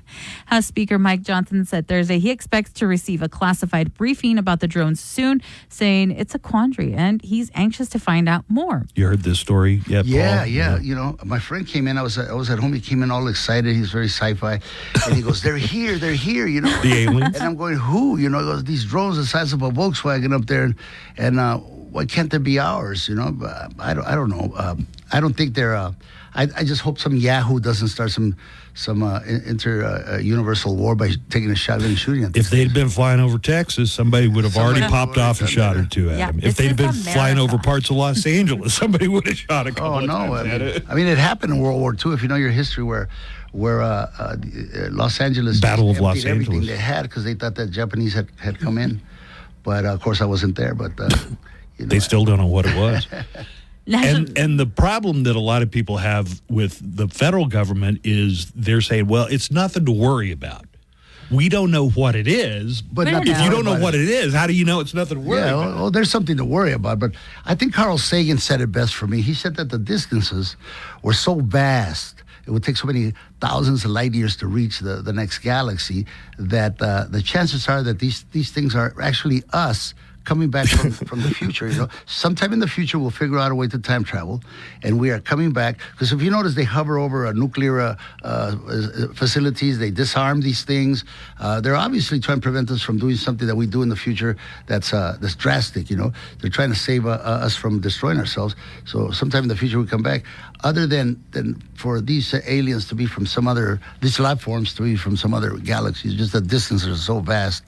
Well, I don't want to be a wet blanket here, but the White House said that the spokesman for national security said that they analyzed some of these videos. They found that 70% of them were airplanes or helicopters. Yeah. Well, maybe. But that's 30 or 20%. Then what are the other 20%? What are the other ones, right? National Security Council Coordinator John Kirby said during yesterday's White House press briefing that the government has no evidence of foreign involvement in the drones being sighted in New Jersey. We have no evidence at this time that the reported drone sightings pose a national security or a public safety threat or have a foreign nexus. The Department of Homeland Security and the FBI are investigating these sightings, and they're working closely with state and local law enforcement to provide resources using numerous detection methods to better understand their origin. Kirby also said that they haven't corroborated any of the visual drone sightings either. Using very sophisticated. What's that, Paul? I said, how can they make that statement? They pose no danger. We don't know who they are. You don't know where they're coming from. You don't know what their intentions are, but they pose no danger. We're sure of that. Using very sophisticated electronic detection technologies provided by federal authorities, we have not been able to, and neither have state or local law enforcement authorities, corroborate any of the reported visual sightings. To the contrary, upon review of available imagery, it appears that many of the reported sightings are actually manned aircraft that are being operated lawfully. Meaning manned aircraft. Small airplanes or helicopters is what they're saying. Meanwhile, not everybody's buying that. No. Meanwhile, New Jersey Assemblyman Brian Bergman had a strong opinion about John Kirby's claims. That guy's an idiot. I love it. Yeah, that's a very New Jersey take on things. That guy's an idiot. That I can tell you right now, because the colonel of the state police told the members of the state legislature that one of his helicopters was hovering above a 6-foot wide drone, and he landed that helicopter because he felt unsafe for his pilots. We got to take a break, but we just have a fan on the line that wants to say hi. To the point, isn't it? That guy's That guy's an idiot. Chato. Hey, Tom, I just wanted to say hello. What's up, Chato? Hey, do me a favor and send me Joanna. I like her laugh a lot. She's a pretty. Joanna, I think you have a serious stalker here now. Yeah. She is a very pretty dolphin. I like her a lot. He calls her a dolphin because somebody noticed that when Joanna gets really tickled, her laugh sounds like that. All right, thanks. Thanks, Chato. Go. Good time on the show, man. I love you guys, and I love the morning show, and I love you, and I love you. All right, thanks, Chato. We'll see you. There's Chato. Just wanted to How nice. pass a few words with Paul Rodriguez, you know? Why not? Bring it on. Let's take a break. Come back. Part 2 of the news. Paul, stick around for one more segment? Sure. All right. More with Paul Rodriguez. By the way, Jibs let me know 2 shows tonight. All right. 2 shows tomorrow night with the legendary Paul Rodriguez at the comic strip.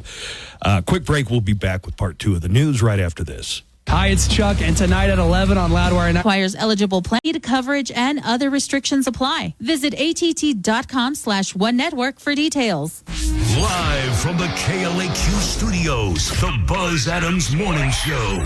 Courtesy of Glasheen, Vias, and Interman Personal Injury Lawyers at GVILaw.com. Back into the news. Paul Rodriguez is with us. Real treat anytime Paul's in town and comes in the studio to visit with us. I watched AKA Pablo when it was on TV. I was a kid. You were the one. Yeah. No. It was a big deal. Norman Lear was a huge fan. Can you believe it? I got canceled with a 28% share. You know, that doesn't happen anymore. You know, but you know, I didn't regret it. I knew right away there were very serious problems. First of all, the people who cast it had no respect for the differences. They casted people from Venezuela, people from Puerto Ricans, Mexicans, and our accent is different to us, but not the general public. Right. All sound funny, especially back then. So, yeah, so I mean, you knew that that wasn't, you know, part of the reason we like shows is that you suspend belief. You know, you really are in the Penguins' presence. You know, and when somebody's talking different, right away you go, oh, this isn't right. Joe Santos was my father. Katie Jurado was my mother, and the way they talk was different. But, fine actors, I'm sure. Oh, yeah, very fine. And so I just, what I did is I just took the money and be quiet. Or was I going to argue with Norman Lear? I mean, the man ruled television. So I just took the money. I was very grateful, and I moved on, and here I am. All right. Paul Rodriguez tonight and tomorrow at the El Paso comic strip. Joanna, what else in the news? El Paso police responded to a pedestrian crash in Far East El Paso this morning. According to the police, crash happened before 5:30 a.m. on Loop 375 near Montwood Boulevard, closing all southbound lanes that are still seeing major delays right now. The Texas Department of Transportation cameras showed drivers being detoured off Loop 375 at Pebble Hills Boulevard, causing major delays there as well. But it's also causing major backup at Joe Battle southbound near Zaragoza. No word on the clear time, so you'll want to find an alternate route this morning and expect delays if you are heading in that direction. Again, that's Loop 375 south at Montwood. The developers of the much-anticipated concert venue coming to Northeast El Paso have announced a partnership with a beer company founded by former Dallas Cowboys quarterback and 3-time Super Bowl champion Troy Aikman. 8 Elite? 8 Elite venue, the hospitality and live entertainment company bringing the Sunset Amphitheater to El Paso, so that Troy Aikman's beer company 8 Elite Light Lager will sponsor the new venue. Along with the partnership, venue plans to create the Aikman Club, which developers described as a VIP club offering members premium seating and other amenities. You know, I played high school sports against that guy. Against Aikman? Yeah. Really? How did things go? He was really good at everything. He was a great Don't you just baseball hate people player, like that? basketball player. Like everything he did, he was like superior at it. Yeah. There was a guy named Freddie Rios. I don't know where you're at, Freddie, but I want you to know how I was burning with jealousy. The guy was a handsome. All the women were crazy about him. He was a fantastic soccer player. Everything this man did was great, and I felt so robbed by God. I would go, you couldn't have found something I did better than him. You couldn't, you know. And of course now I know what I can do better than him. I'm still here, and the last thing I heard about Freddie, he was pumping gas. So that's kind of cruel. I guess you always want the big man on campus to be bald and fat and paying alimony. Oh, yeah. There's a sick kind of macabre feeling you have. Aikman, I never got more than 3 words out of Aikman the entire time we were in high school. Mm-hmm. And so I thought when he was going to be a broadcaster, well, he's not cut out for it. He's great. Yeah, I think he does a really good job. Yeah, some people just have it all. They were born under the right. He won. Okay, so in Oklahoma, Paul, his senior year, I remember reading this in the local newspaper. He won the state typing competition. He could type faster than any other high school student. Dancing with the Stars, better look out. And now he's got 8 elite light lager coming to the Sunset Amphitheater. However, as reported before, the Sunset Amphitheater has hit a speed bump during its development. Originally, venue anticipated starting construction on the $80 million project back in August. However, officials with the city of El Paso said the plan was delayed due to complications with the land transfer. So no word yet on when construction will officially start. Do you know what Troy's high school mascot was? What was it? The Hens. Hens. The Henrietta Hens. He was a hen. The Fighting Hens. What was your mascot? Bulldog. You know. Yeah, me too. Marcel's the Ralph Bunch Bulldog. You were a bulldog? I was a bulldog, and not a very proud bulldog. I would rather be a Chihuahua, but I think Chihuahua would be a great mascot. Because we have a Chihuahuas team in town. Did you know that? Chihuahuas are vicious. They're loyal, and they don't back down from scared, they're not scared of anything. If they could put the heart of a Chihuahua into a pit bull, we would have a very, very vicious animal who would care. Yeah. The husband of El Paso City Representative Cassandra Hernandez has been arrested and charged with aggravated assault after he allegedly found his wife working in her underwear with a city employee. According to reporting by the El Paso Times, Jeremy Jordan, the husband of El Paso City Rep and former mayoral candidate Cassandra Hernandez, was arrested on November 8th for allegedly assaulting Rafael Alvarado, a legislative aide of his wife. The incident allegedly happened back on October 22nd at Hernandez's home. I did not know all of these salacious details. Well, in fairness, I work with my underwear. There's a lot more freedom, Yeah, but they were both in their underwear. Oh, okay. Now that's another problem. Yeah. Apparently, Cassandra's husband threatened to kill the man. Wow! Instead of changing underwear. Alvarado report, according to KFOX 14, was wearing a robe with only boxers on underneath. Well, at least he was wearing a robe. Yeah. Have they made a statement? They have released a statement. It's not what you think. They always say that when you but this is not what it looks like. It's not what you think. You're in your underwear. Here I think you go. it is. The statement here you go. Can I read it? Yeah, go for it. Cassandra Hernandez and Jeremy Jordan have issued a statement regarding a personal matter impacting their family. They express deep regret for how this situation has affected their loved ones and are committed to working through it. Oh. During this challenging time, they respectfully request that the public honor their privacy as they navigate and heal from this matter. No further comments will be made and no questions will be answered by any party involved. That's different. They fessed up then. Jeez. Well, Jordan was released on bond the same day that he was arrested. But what would you do if you found your wife and her aide in their underwear? That's natural, I mean, I don't know. A lot of times, guys probably rough up the other guy, right? I think so, right? Yeah, what could Not possibly... That this is but this is just... but such personal details. The embarrassment. Why do we know so much about Cassandra Hernandez and her husband? Well, the gas card thing. Yeah, everything we know about them has been against my will. My. That's the kind of thing that you have to move out of the city and start a new life somewhere. Because imagine... Well, you would have figured the gas card situation would have caused it, but maybe it's the underwear. I guess they gave the city council members like a fuel budget that they could gas up their cars, and the accusation was that Cassandra and her husband were using it way more than anybody else on city council was. They were gassing up everybody they knew? Yeah, I mean that's some of the allegations, which she denied, but yeah, of course. The thing about public office is that it's so tempting. Power corrupts. It's so tempting to I don't want anybody nosing around in my business that much. I never want to be like nominated to be defense secretary or something. Buzz Go Adams in poking his underwear Yeah. as soon as he gets home. Oh yeah, I'm like Jeff Garland on the Goldbergs. As soon as I get in that door, my clothes come off. I'm in my underwear. I know exactly what you're saying. I do the same Why thing. am I going to sit around in my own house alone with clothes on when I don't have to? Oh Lord, there's a certain kind of freedom that comes by.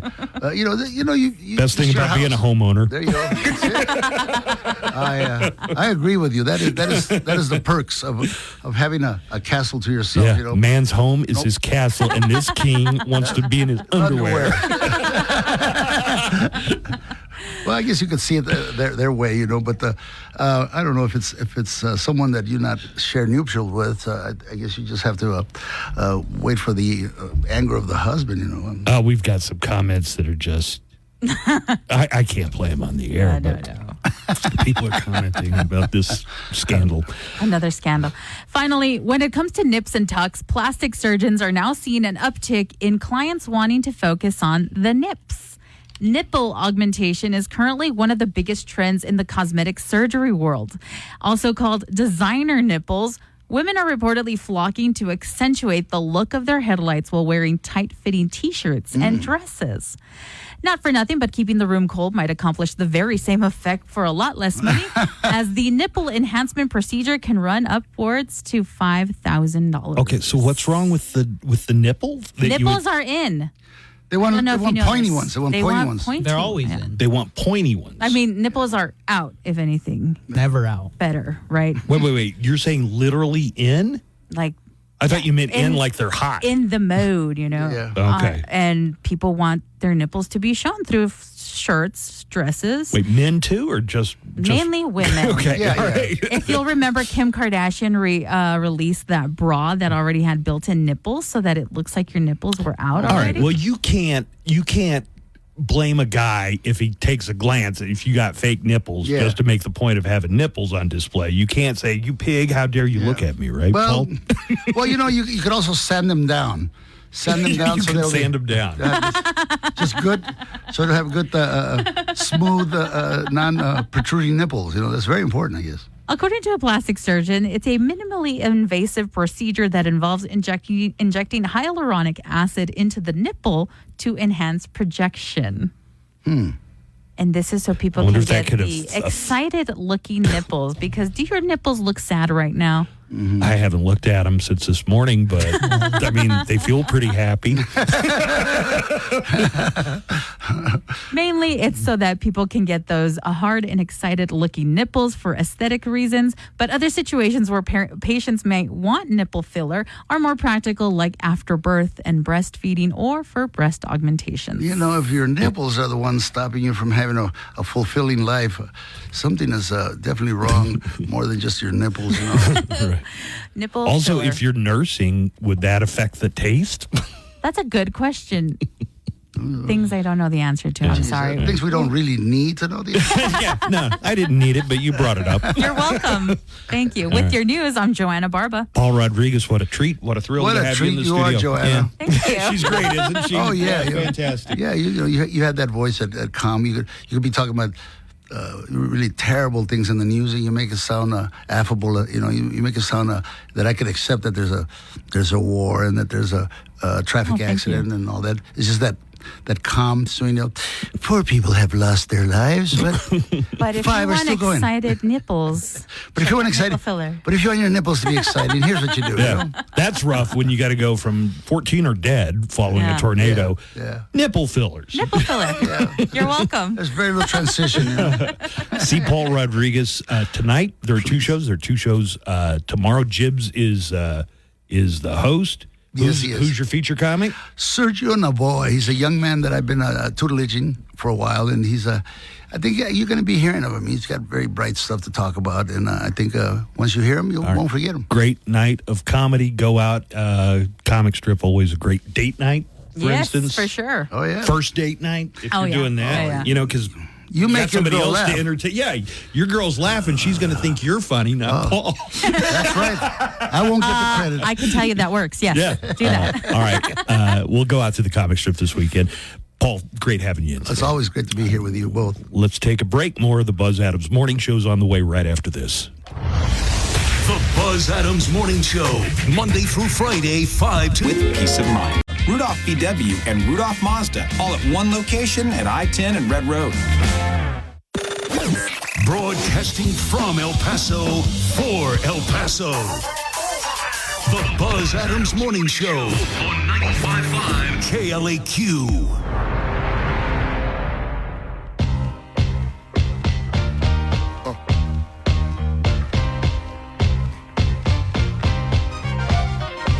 I love those stories. Like Paul Rodriguez has stories about Lucille Ball So cool. and Bob Hope, and it's just that's history, man. That's so cool. Now I regret. We should have taken a picture with him in his Inspector Gadget outfit. Yeah. Look at Paul looking good, man. That looked very snazzy. Yeah. We're going to have Nikki in from Kaleidoscope Art Market's Krampus Fest. And you told me that this is the 8th annual Krampus Fest. 8th annual, and I think maybe like my 6th year. You've been doing judging it. for 6 years? Yeah. Do you get new Krampus contestants every year? Because I would imagine if somebody has a really great Krampus contest, they're wearing it every year. We have some that wear the same one every year, but then we have some that are the same person, and they'll like enhance it. Each year it gets better and bigger. It's crazy. Red One, that movie with Dwayne "The Rock" Johnson. Yeah. And J.K. Simmons plays Santa. Krampus figures into that one. Oh, really? Yeah. I think that's I now didn't hate that streaming. movie. I think it got bad reviews, but it was a holiday movie. Yeah, it's a holiday movie. It was very Santa Claus, the Santa Claus. Oh, I do love the Santa Claus. I think it's now streaming on Prime. You find out that Krampus is actually Santa's brother. Spoiler. Sorry for anybody who hasn't seen Red One. They're brothers. Wow. And one took a completely different path. Yeah, so why does one have horns and the other one doesn't? Different daddies? Could have been. We'll find out more about Krampus Fest coming up. Let's see. I had a true crime report, but I'm not ready to do it yet. With everybody talking about Dick Van Dyke these days, today's his 99th birthday. What a treasure. A treasure. I guess it's a good time to announce that his 1968 kids movie Chitty Chitty Bang Bang is getting a remake. Oh, is it? Chitty Chitty Bang Bang. It's about a car that could fly. No. Very real. Very realistic now. Have you ever seen Chitty Chitty Bang Bang, No, Alberto? When I was in elementary school, one time. Once, just and the we once. loved it because it was like really close to a cuss word. And we were like, oh, I could tell you the porn parody title. Oh, dang. Please do. I mean, gangbang. Yes. I'd have to beat Speaking half of of it out. Speaking of nipple filler. New movies in theaters. This could be horrible, like Morbius horrible. Okay. But I really want to see it because I really like this comic book character. Kraven the Hunter hits theaters today. Look, I'm going to be honest. I don't even know what Kraven the Hunter is or what he's a supposed Russian to be about. hunter. Don't tell me. Just let Are me you gonna look see at it? No, but don't tell I me. just want to see Aaron Taylor Johnson. He'd be looking good. Okay. Second time he's played a Marvel character. He was Quicksilver in Age of Ultron. Oh, yeah. I forgot about that. And he was Kick-Ass. That wasn't a Kick-Ass. Marvel character, but it was a comic book character. That was such a good movie. Aaron Taylor Johnson is married to that director who was like Sam Taylor, who is like 50-something. And there have been rumors of their split, but I think they put those rumors to rest because they were seen together at the red carpet for Kraven the Hunter. Along with her two daughters Sam who are Taylor, like his age. Yeah, like his age. Sam Taylor's a good-looking woman, though. Not ugly. Animated Lord of the Rings movie, The War of the Rohirrim. Rated PG. Rohirrim? I don't know. Don't listen to me. Hey, I don't want to get a whole droidica argument again. Droidica. Droideca. No. This movie got torn apart by critics and fans when it came out. Joker Folie Deux makes its streaming premiere on Max today. Oh, cool. I thought it was great. I can't wait to see it. I can understand why people would be upset because it did have like 15 different musical numbers and they were all like Cole Porter songs from 100 years ago, but that nobody but me even knows. And we were just like, yeah. No. I was like, you don't have to do the whole song, but watch it with the aspect of this is Arthur Fleck, a mentally disturbed man. This is his delusional take on what's happening around him. Yeah, I think that has been made clear. Yeah, but people hated it. They really did, yeah. I thought it was brilliant. And Quentin Tarantino, Peas in a pod. lovers of it. Me and Tarantino. Yeah. Let's see. There's going to be a new Saturday Night Live. Chris Rock is going to be back on to host. I guess Chris Rock got fired around the same time that Sandler and Farley. He got fired? Well, yeah, I might have gotten ahead of myself there a little bit. You don't have to get fired from SNL. Sometimes you're just not invited back. Oh. And Sandler's talked about it. Did you ever watch Dexter? About the serial killer who only targets other serial killers? I started watching it. I think I got maybe 3 seasons in, and then I just stopped. But I started watching it. Oh, you watched 3 seasons earlier though? this year, actually. So Sunday at 10 p.m., it's a prequel, the series premiere of Dexter Original Sin. A young actor named Patrick Gibson plays Dexter when he's a kid. Oh, okay. But Michael C. Hall is like the voice of the narrator. It. Oh, okay, yeah, because in Dexter... Kind of like how Daniel Stern was the voice of Kevin Arnold on The Wonder Years. You blew my mind when you told me that. That's Marv. That's Marv from The Wet Home Bandits. Alone, narrating as Kevin Arnold in yeah, The Wonder like the Years. grown-up. So Michael C. Hall is his inner Bob monologue. Saget narrating the older Ted on How I Met Your Mother.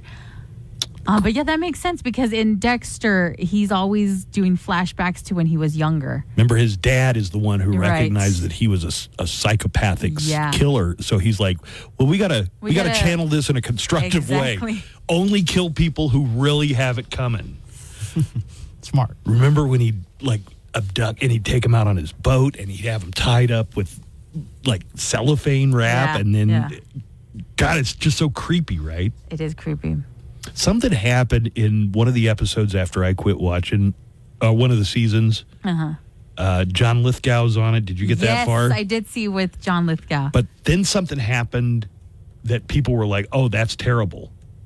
Like, it was a show people were really into, and then they didn't like something that happened, but I'd already I dabbed kind of out stopped, by that time. Yeah, with John Lithgow in it. By the way, yes. Dick Van Dyke is talking about being rescued from his home because of the Malibu fires. Dick Van Dyke turns 99 today. Wow. Why are we not treating him like Betty White? I'm not taking anything away from Betty White, but Dick Van Dyke, every bit as much. Yeah, we should. Next year he's going to be 100. Can we get him on to host Saturday Night Live? Yeah, right. If they're going to do it, and if they're going to make Chitty Chitty Bang Bang, and he's going to have some part in it, they better hurry and do it. They better, because he doesn't sound senile or anything. He doesn't. No, he sounds sharp. So, Right. But he had to be rescued by his neighbors. And Well, it wasn't a fire. here's Dick Van Dyke talking about that. I was trying to crawl to the car. I had exhausted myself. I couldn't get up. Soaking and wet. 3 neighbors came and carried me out and came back and put out a little fire in the guest house and saved me. Well, they saved him. They should get Congressional Medals of Honor, if you ask me. Alberto, I don't know if Steve's coming in today, but there was a story about Thursday Night Football, about Devondre that you wanted to bring. So just give me the rundown again. What happened? So last night during Thursday Night Football, which was a horrible game. Rams ended up winning. Yeah. They scored more field goals than the other team. It was kind of like soccer. I guess there's almost. somebody out there who loves a field goal heavy football game. Yeah, probably in Europe. But in the third quarter, Drevondre Campbell was asked by his team, the 49ers, to enter the game, and he politely declined. Wait, he just said, no, I'm not going in? He said, no, I'm not going in, and walked off the field in the fourth quarter. And coach asked him to replace Dre Greenlaw, who went down with an injury. So he said, no, I'm good. And, fourth quarter is when they needed to walked off of the sideline? Yes, proceeded to walk off. What's your guys' thoughts? You know what? I don't want to do this anymore. Bye, guys. You get... I walk off. I don't know. Like, maybe if something like that, mandatory counseling, find out what's going on, but I don't think you're secure in your place on the team for next season. Have they announced any kind of punishment or anything? I haven't seen any. Oh, yep, there it is. Have officially. No, I haven't seen anything official, actually. Wait. What were you just saying? Well, then what were you about to say? No, well, they just activated Drevondre Greenlaw, the guy who got hurt, and he took he took Drevondre Campbell's spot. So that's why he didn't want to go in, sounds like. Oh, because he had replaced him as the starter? Yes. So it sounds like he lost his starting position. Have they announced a fine or anything? God, if you want to get your starting position back, you go in when the coach tells you to go in. Yeah, they haven't announced a fine, but there was guys in the locker room yesterday, his own teammates saying he'll probably be cut from this team, which, well, yeah, what else do you expect? You refuse to play when your teammate goes down with an injury. That's it's no bueno. And if that's the rationale, well, this guy replaced me in the starting rotation, that doesn't cut it. Not at all. I got a little bit of audio here that I want to play for you. We are going to talk to Nikki about the 8th annual Krampus Fest, which is tomorrow. Cappy did show up. Good. We can ask Cappy about that. Firefighters in Cleveland had to rescue a woman's diamond ring after it fell in the sewer. It happened while she and her fiancé were taking their engagement photos. Oh. In front of an open sewer, I guess? Yeah, that's weird. Smart. Here's the couple telling the story. Corey had something on the back of his pants, so I went to wipe it off.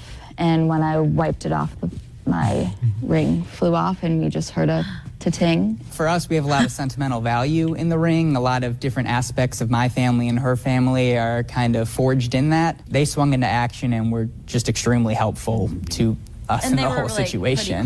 Definitely gave us the assurance that we're going to get this thing out. Yeah. Don't worry about it. We're hoping to send them something in the mail real soon, too. Maybe even an invitation. The firefighters are like, where's the emergency?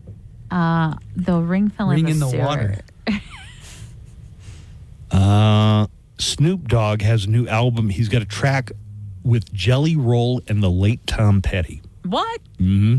You want to hear a little bit of it? Hell yeah, I do. Snoop and Dr. Dre just released their new album, Missionary, this week. Nice. One of the most noteworthy featured artists is one they did with Jelly Roll, and it samples Tom Petty's Last Dance with Mary Jane. So here's just a little bit of it. Ashes to ash to dust, feel like I'm Lazarus. Can't get past the rush, never pass her up. Who took this worldwide? We gassing up, now it's the Last Dance with Mary Jane. One more time to kill the pain. Even before the fame, she was my Novocaine. You know it ain't gon' change, cause now I feel summer creeping in and out. Tired of this town again. And yet the truth remains that it just ain't the same without my lowest lane by my side. Not bad. That is cool. Yeah. It feels like I'm raging inside. Yeah. This time I'm changing my mind. I'm saying goodbye to the dangerous side. Sometimes you gotta roll with it.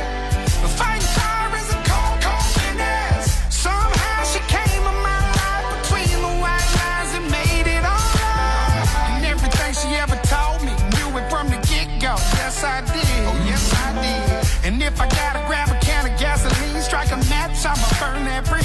It's so unfair what she did to me. The way she sparked. Everybody wants to work with Jelly Roll. Yeah. Everybody wants Jelly Roll on their album. Crumbling, some things never change. And that was my.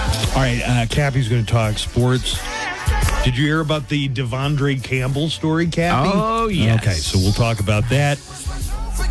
Bill Belichick is talking about the North Carolina job. Could be a bad situation, man.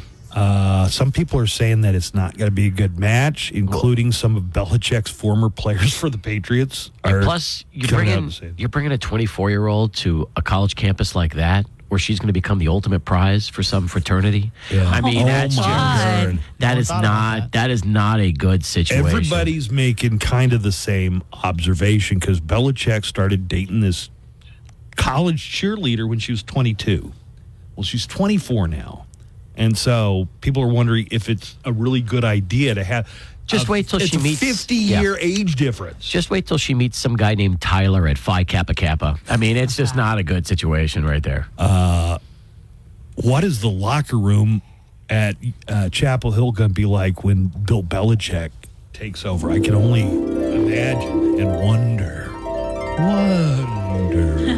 And now, real audio of what the UNC football locker room will probably sound like when Bill Belichick coaches the team. All right, listen up. I want you guys to go out there and take no prisoners. I want my receivers to go long, all the way out into the stands where that cute college girl is sitting and get her phone number. Then I want you to run as fast as you can back to me and give it to me. You got that? Offensive line. I want you to, I don't know, do some football stuff and then go get invited to tonight's sorority party and bring me along as your +1. You hear me? Quarterback, do you have a hot twin sister? Yes? Then hook me up with her. That's an order. Now go out there and win and get me some college girls. This has been real audio of what the UNC football locker room will probably sound like when Bill Belichick coaches the team. While you're working away, we're working for you. Our job. And healthier. SmileyHoney.com to order today. Tupelo Honey, the gold standard of honey. I want you to hear what this fool is saying. And now, the big mouth of the border. This is a whole other level. Whole other level of insane. The Buzz Adams Morning Show is back.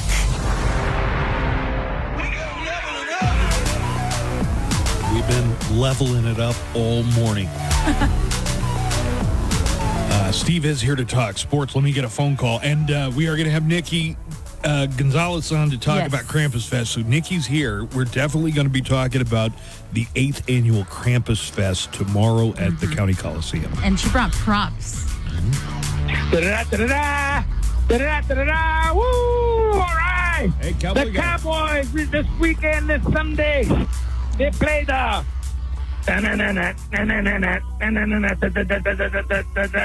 respect the Pantera. Woo!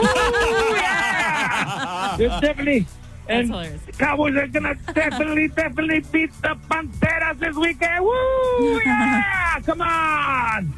Come on, Buzz. Give me a woo! Sure. Woo! Joanna, give me a woo! Woo! No, Nico. No, Hey, he's not here. hey, Cappy, Seth. you're going to have to do Nico, it. you there? No, he's not there today. Come on, if you are, give me a woo! Come on, woo! Yeah, you gotta do Yeah! All right! All right, Buzz. Come on, cue it up. Let's go! Cowboys. Dallas Cowboys. Yeah! Woo! God, I love that caller so much. It's one of the things I miss when football season's over. Is hearing for Cowboys. Got the big stadium, got the big screen, big as your house. Either love us or the haters, they gon' talk about it, that'll never be no doubt. Cause we them Cowboys, we them Dallas Cowboys. Hold up, we them boys. How about them Cowboys? Sports go sports. Athletics are number one. Participants are heroes. Go team, yeah. The Buzz Adams Morning Show presents Go Sports Go. Brought to you by the Viva Auto Group. Viva makes it happen. Steve Kaplowitz from our partner station 600 ESPN El Paso is in the studio. Did your brother go to Louisville to see the Miners play Louisville? He almost saw the Miners upset Louisville. He did. Wow. Yes. Did he take kids with him? He took Benny. Yeah. Which is pretty impressive. So, listen, that kid, what a life they get to live. Like the farthest I went, my dad was a diehard. You got to realize something, okay? I grew up in a sports family that went to everything. And yet, I don't think I ever made it past Cruces when I was a kid. So that was as far as I would ever go. But these kids are going everywhere. It's unbelievable. Well, let's talk about sports. Cowboys are playing the Panthers.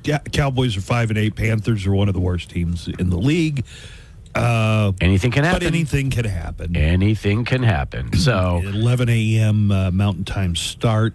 That means our pregame show will begin around 10. That's right. This Sunday. That's right. All right. And by the way, I mean, as far as that's concerned, do you think the Cowboys are going to come out flat after that disappointing loss last week? No, I don't. Yeah. Do you? I don't know. I mean, you're really not playing for anything other than pride now, but we'll see what they do. Yeah, I'm excited. I mean, it's completely up in the air for the Cowboys season, but this will show you a lot. I think they're playing for Mike McCarthy's job these next 3 weeks or 4 weeks, don't you? Because if the Cowboys come out and they play tough, then there is a chance that we could see, McCarthy coming back next year. But if they just die and go away these last 3 weeks, then maybe that's the end. I haven't heard anything from Jerry World that suggests that they have plans to ditch Mike McCarthy. I haven't either, but you never know. You never know. Let's talk Belichick for a little bit, okay? Let's do it. That's a great topic. Bill Belichick, it's confirmed, is going to be the head coach at University of North Carolina. One of the stipulations is that his son is going to take over as head coach. That's got a real brawny vibe to it to me, man. A huge brawny vibe. But you know what? I mean, Stephen Belichick has been on the fast track for a while. He's probably... I'm not saying he doesn't deserve it. I'm just saying, to make that one of the stipulations. You get me, but then my son is going to take over as the heir apparent, I guess. Doesn't seem right, does it? Here's Belichick at a press conference with UNC saying that he's got a lot of positive feedback, and listen to where he says he's getting the positive feedback from. Okay. Carolina grads, former Carolina football players, people that are connected with this university was really overwhelming. And not that I'm any social media expert, because I'm not, but there was an awful lot of, positive feedback from my face and stuff like that, and that was great. Wow, is that what he really said? My face? My face. Trying to pretend he doesn't know. God, I love it. That's This going to be funny. a good match for UNC and for Belichick. Some people have doubts. Here's former Patriot Ross Tucker, who played with the Patriots about 20 years ago. And he says the Belichick he knows would make the worst college football coach imaginable. Wow. Well, so based on my experience playing college football, which is not the current era, and based on my experience playing for Coach Belichick, which was, almost 20 years ago, he would be probably by far the worst college head coach I could ever imagine. So he's saying that a lot of kids are going to transfer out once they get a taste of Belichick. I mean, the guy, when I was in New England, was like 100% negative reinforcement. Yep. I would love to just see how quickly those kids go into the transfer portal. What are other people saying about Belichick moving over to college football? I mean, nobody really thinks this is a good idea. They just don't. I mean, most people think that this is something that could absolutely blow up in their face. All right. And here's the thing, okay? I don't know if you saw this or not. They're paying Belichick $10 million a year for 5 years. His buyout goes from $10 million in June of 2025 to $1 million, which opens the door for an NFL team if they want to bring him in the summer to possibly bring him in. But how about this? The NIL commitment, you know what that is, right? Name, image, likeness, basically paying athletes. Yep. They're going to raise it from $4 million to $20 million. They're going to run it like an NFL team. Over the course of a year. So potentially a college kid could make $20 million a year? Well, no, the whole roster could total $20 million a year. But It's think about capped that. at $4 million for the entire team? It was. Now it's capped at 20. So think about every that. You now have and then- $20 million to spend on football players. What that could do to the quality of athletes bringing in. They're basically turning the NFL model into a college football team. Sometimes I see local TV commercials and they got minor football players or minor basketball players, and I don't begrudge them making some money. They're the ones doing the real work. Right. I wonder what they get, like how much they're getting for that kind of thing through NIL. in El Paso. I would say a few hundred. No. You talk about like some UTEP basketball players are making anywhere between probably 10 or 15 and up to like 50, 60 grand. Oh yeah. They're not making hundreds, but they're making good money. They're making like a regular salary for this. There are some of the players on, I've got to assume, the basketball team, right? Yes. That are making up to 60 grand a year in NIL. Oh, yeah. Oh, and that's on the low end of things compared to everybody else. You wouldn't believe it, Buzz. But there are people that are right now that are easily making hundreds of thousands or millions of dollars. UTEP lost a basketball player who wasn't even playing that much to Texas. And Rodney Terry, the former UTEP coach, he brought him on and gave him $150,000 a year in NIL. And he was barely coming off the bench in Texas. Well, Terry didn't give it to him. Sponsors give it to him. Well, the NIL. But I mean, coaches know. You think that coaches don't know? It's part of the. It's now part of the negotiation. In fact, that's the kind of thing that would get boosters and get their program in real trouble. Watch death the penalty. movie Blue Chips. Yeah, death penalty with that's Nick right. Nolte and Shaquille O'Neal. Yep. You try and like shuffle some cash to a college kid, you'd get the death penalty. I mean, not the literal death penalty, Joanna. It's no, you're right though. Your program is disbanded. Yeah, you're right. And by the way, I mean that's now the new reality. Schools are now allowed to run the NIL inside their own universities. So now you can the schools are now in charge. It used to be when it first started, it was a collective independent of the schools, even though we all knew that the schools were working with those collectives to make the deals. Now, every college in America has their own NIL internally, which means they can decide how much money they're giving to athletes.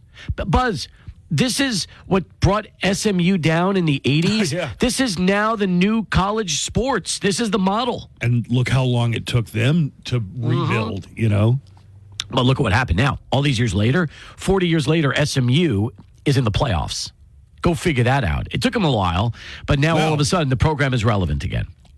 Last night in the rain, the Rams beat the 49ers 12-6. 12-6, was it all field goals? Yes. Every score was a field goal? It was a field goal fest. All right, here we go.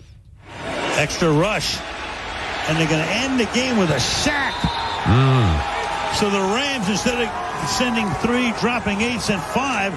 Roseboom gets credit for the sack, and the Rams have now won 7 of their last 9.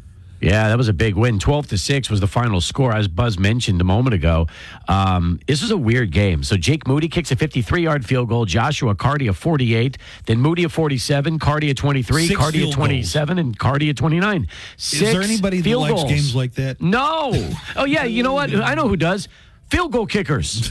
They probably thought it was their dream come true. Okay, so Alberto brought this to my attention. 49ers linebacker Devondre Campbell told the team he didn't want to play anymore, and he left the game in the third quarter last night. Yeah, this is ugly. Here is Kyle Shanahan talking, answering questions in the postgame. What happened with Devondre Campbell? He didn't play and he went into the locker room at some point? Yeah, he said he didn't want to play today. Play today? Yep. The coaching staff? He did when I asked him why he didn't want to go in. So. During the game or before? No, that was in the third quarter. God. Here's what George Kittle of the 49ers said after the game. Quote, "It's one person making a selfish decision. I've never been around anybody that's ever done that, and I hope I'm never around anybody who does that again." What are the repercussions for a player like Devondre Campbell? Oh, for pulling he will like be that? released. He will There be is the situation. Now, he's started 12 of the team's first 13 games. Remember, he came over from Green Bay. I don't know. Well, the way Alberto tells it is that he was possibly sore that he had been replaced in the starting rotation. But if you want to get back in the starting rotation, your coach tells you to go in, you go in.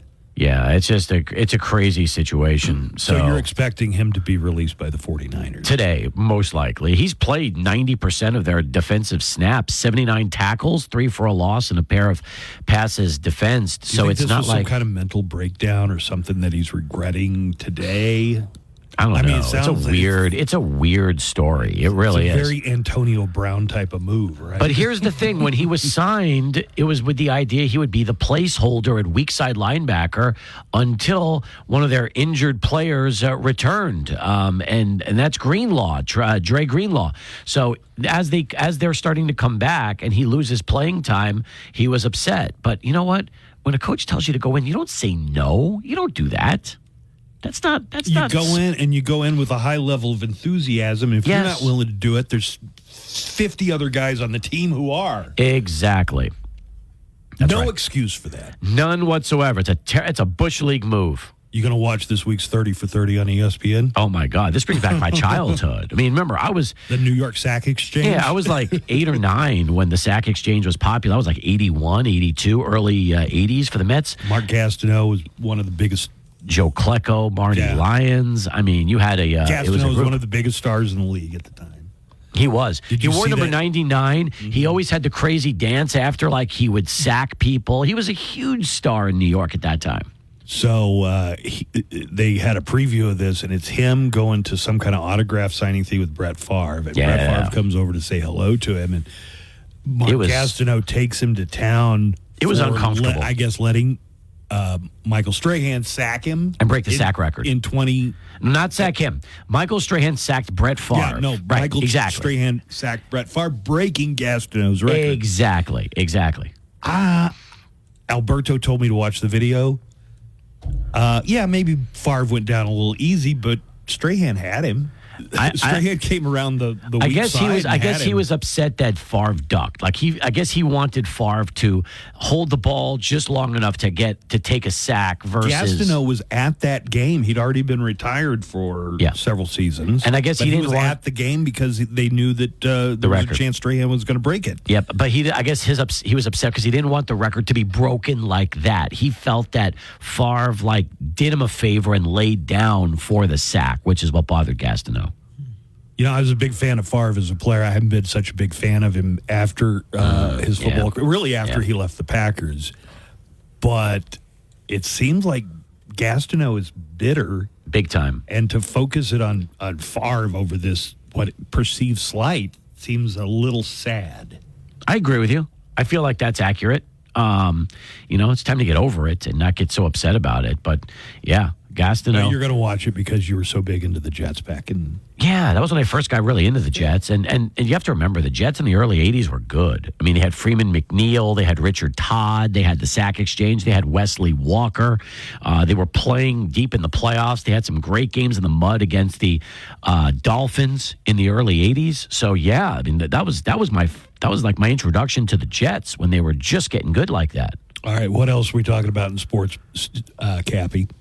No UTEP men's basketball this week. They won't play till Monday when they go up against Billy Gillespie and Tarleton State. That's going to be here. Yeah. It's going to be at the Don Haskins Center. What kind of reception is Billy Gillespie going to get? I think he's going to get a huge reception. Huge. Standing O, maybe? Oh, yeah. You have to realize something, okay? Before they hired Joe Golding, there was a large group of UTEP fans. Who wanted to bring back Billy G? Yes. Despite everything that has happened to him since Apparently, he left Kentucky UTEP. was a real disaster. Oh, yeah. Absolutely. Sorry about that. Is that Billy calling? What? No, it might have been. He's listening to the show. Gillespie's listening. He's listening to the show. That was actually my watch, so my apologies. Billy and I got off to a real awkward start. I guess we interviewed him, and I was asking questions that he wasn't prepared to answer. Oh, I didn't know that. That's interesting. I've had, my relationship with Billy was interesting, like probably most people in the media. He's not a normal. I mean, I'm not saying he's abnormal. He's just a different kind of guy. Yeah, but you got to realize also when we knew Billy Gillespie, it was 20 years ago. A long time has passed since those days. But we knew Billy him. was a fixture on Cincinnati Street and different establishments downtown. He'd go to Graham's Corner and just hang out there for a couple of hours, shoot some pool, have a beer, and then he'd slip out. You wouldn't even know he was gone. Like, he arrived and then would leave, and nobody, he would always find ways to just duck out. Just by himself, though, yes, right? Always. Yeah. Well, apparently that continued at Kentucky. Yeah, I heard. So, and I don't know what he was like in College Station, but I know. I mean, he was at a A&M. success. He They really wanted did a him. great job at A&M. They wanted him to stay Good enough long to term. get one of the most plum jobs in college basketball. You could say the biggest. Yeah, I mean, the Kentucky biggest basketball. Kentucky. Yeah. So just didn't work out for him. All right. But anyway. All right, look. A lot of sports this weekend, folks. Lots going on. So, with over 5 million happy players and $12 billion won, Underdog makes it fun and easy to cash in on all your favorite athletes' performances. In fact, with their pick'em game, you could win up to 1,000 times your money just by choosing higher or lower on a player's stats like passing yards. In fact, they've got all your favorite leagues, teams, and stars to choose from. And here's what I love, folks. You can even take an L and still have your entry be a win. In fact, with the double flex option, you could take 2 L's and have a win. Now, my pick this week is going to be CeeDee Lamb of the Cowboys over 63.5 receiving yards against Carolina. I think that this could be the week where the Cowboys offense gets going. So give me CeeDee Lamb higher than 63.5 passing yards. This season, Underdog will be running a special promo or bonus almost every single day, like profit boosts. Pop up your winnings in just a tap when you apply the boost to eligible entries. Discounts. You'll get adjusted projections on certain players' stats to give you a better shot at a big W. Free picks, they're basically a sure thing. A player just has to get higher than half a yard for that pick to win. Plus, all new users get a free pick. Download the app, sign up with promo code KLAQ, and deposit now to get up to $1,000 in bonus cash instantly. That's promo code KLAQ. Must be 18 plus and present in a state where Underdog Fantasy operates. Terms apply. Concerned with your play? Call 1-800-GAMBLER or visit www.ncpgambling.org. All right. Thanks, Cappy. Have a great weekend. Have a great weekend, What Buzz. What time am I supposed to show up for the Sushi Freak today? Oh, That's not for me. That is for the Sports Talk and Minor Talk crew. Yeah, but I'm kind of, You are I have technically you on my show. you are technically on Sports Talk. Your voice welcomes people back to the River Oaks Properties Schoolyard Sports Studios. You going to be here at 1 o'clock today? No, I'm just kidding. Too bad. I'm Too bad. Just kidding. I wouldn't, those guys work really hard. They do, and they don't happen. get a lot. So it's nice, and we're going to get them all gonna together. be here, I'll bet you. Oh, I'm guaranteed. He's excited. He's already talking about it right now. He's ready to go. All right, have a great weekend. We're going to talk Krampus Fest coming up in just a few moments. It's tomorrow, and it's the 8th annual Krampus Fest in El Paso. Nikki is here to tell us all about it. And more of the Buzz Adams Morning Show's headed your way right after this. Find out what's going on. Quirky facts about our region. Urgent things you need to know impacting your drive. And of course, nothing but El Paso's best rock. Kia. Don't miss it. We'd love to see you in a Petrie Kia. Fair trade value minus excess wear, tear, mileage. See dealer for details. Live from the KLAQ studios, the Buzz Adams Morning Show. Courtesy of Glasheen, Vyas, and Enderman Personal Injury Lawyers at GVILaw.com. Tomorrow, and Joanna's going to be there as one of the judges, it's the 8th annual Krampus Fest put on by Kaleidoscope Art Market, and Nikki Gonzalez is here. Hi, Nikki. Hi, good morning. Thank you for having me. So what time does it start tomorrow? It's at the Coliseum, right? Yes, we'll be there from 4 to 10 p.m. Oh, so it's a nighttime event. Yes, always nighttime. All right. Joanna The best time. is going, I think this is your 5th or 6th year. Like my 6th year, Sixth yeah. year being a judge at Krampus Yep. Fest. I love it. Okay, so Uh-huh. give us, well, let me try. Krampus in some European countries, they have Krampus, who's like the counterpart of Santa Claus. He's the one who punishes the bad kids. Yeah, right? correct. And he's scary, and he looks like a demon kind Yes. of. Right. All right. So what do you have, like a Krampus look-alike contest? We do. We have our Krampus contest, which is our El Paso Krampus King and Queen, and then we also crown our Prince and Princess now, because we have a lot of kids that go. A lot of people don't know that. Kids are getting into but Krampus? A lot. We The have kids tons. They look Well, if you- so cute. If you end up on the naughty list, you better have a good in with Krampus, I guess. Exactly. My little one always freaks out, and she's like, "Oh my God, Krampus is gonna get me." I'm like, "No, dude, he's my BFF. You're good." So Alberto all week long has been pushing a clip from The Office where Dwight dresses up as Krampus to the point where he wouldn't let it go. He's kept sending me reminders. Play this from The Play the Office. I play it. He's not even Krampus. Oh, judgment is nigh, for der Belschnickel ist I. Yes, he is finally nigh. I am nigh. Every year, my grandfather would dress up as Belschnickel at Christmas. He was okay at it. I am great. You know how they say some people were born to be bad? Well, I was born to be Belschnickel. So it's Belschnickel, not Krampus. Yeah. Wrong one. But he was like aggressively pushing this clip on me, and halfway through he goes, it's not Krampus. But I appreciate the enthusiasm, Alberto. It was great. What other things are going on? It's an art market, so, Yes, so- I picture it as kind of like if Etsy was in an actual brick and mortar location, it might Pretty look much. something like that. Yes, so we'll have over 80 vendors. We'll have food trucks. We'll have live performances all night. And then we end the night with our big Krampus walk-in contest. So we start the kids a little earlier because they're little, they get tired. So we'll start Right. at 7 and then the adults will be at 9. Horns are a big part of it. Oh, yes. You brought some props here or some I supplies. brought all my horns and my Uh-huh. cloak. And a my- whip. It's like my whip. Krampus Fest is like Christmas, but hornier. Yeah, not wrong. Lots of horns. So what kind of art stuff are they going to have? But it sounds like a great place to get really unique gifts Oh, for definitely. Christmas. We have lots of local vendors that are going to be there, especially lots of local artists. So you'll have anything from like actual paintings to jewelry and incense and crystals and things like that. So All right. lots of cool stuff going on. Now, To Krampus, do Christmas shopping for people. in some of the images I've seen, Krampus looks like a demon.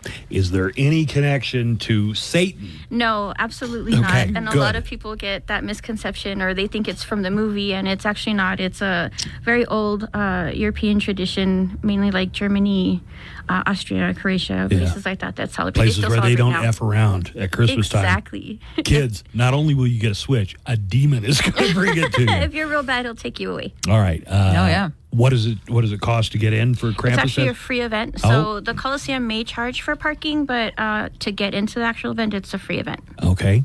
And Fine. All ages. Is it too late to enter if you want to be in the contest? No, you can enter. enter right until we start walking. So we get a lot of people that show up in horns and fur. So it's a lot of fun. Yeah, some people just show up in horns and they're like, "Oh, I didn't even know this was a Krampus Fest." Yeah, or they don't even want to go like to participate in the competition. They just want to be in horns and fur and walk around.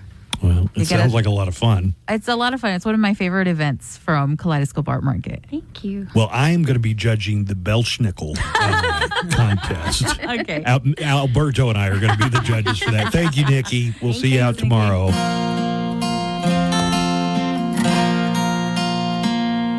Silent night, scary night. Krampus creeps up to give you fright. You've been naughty, lazy, and bad, so I'll steal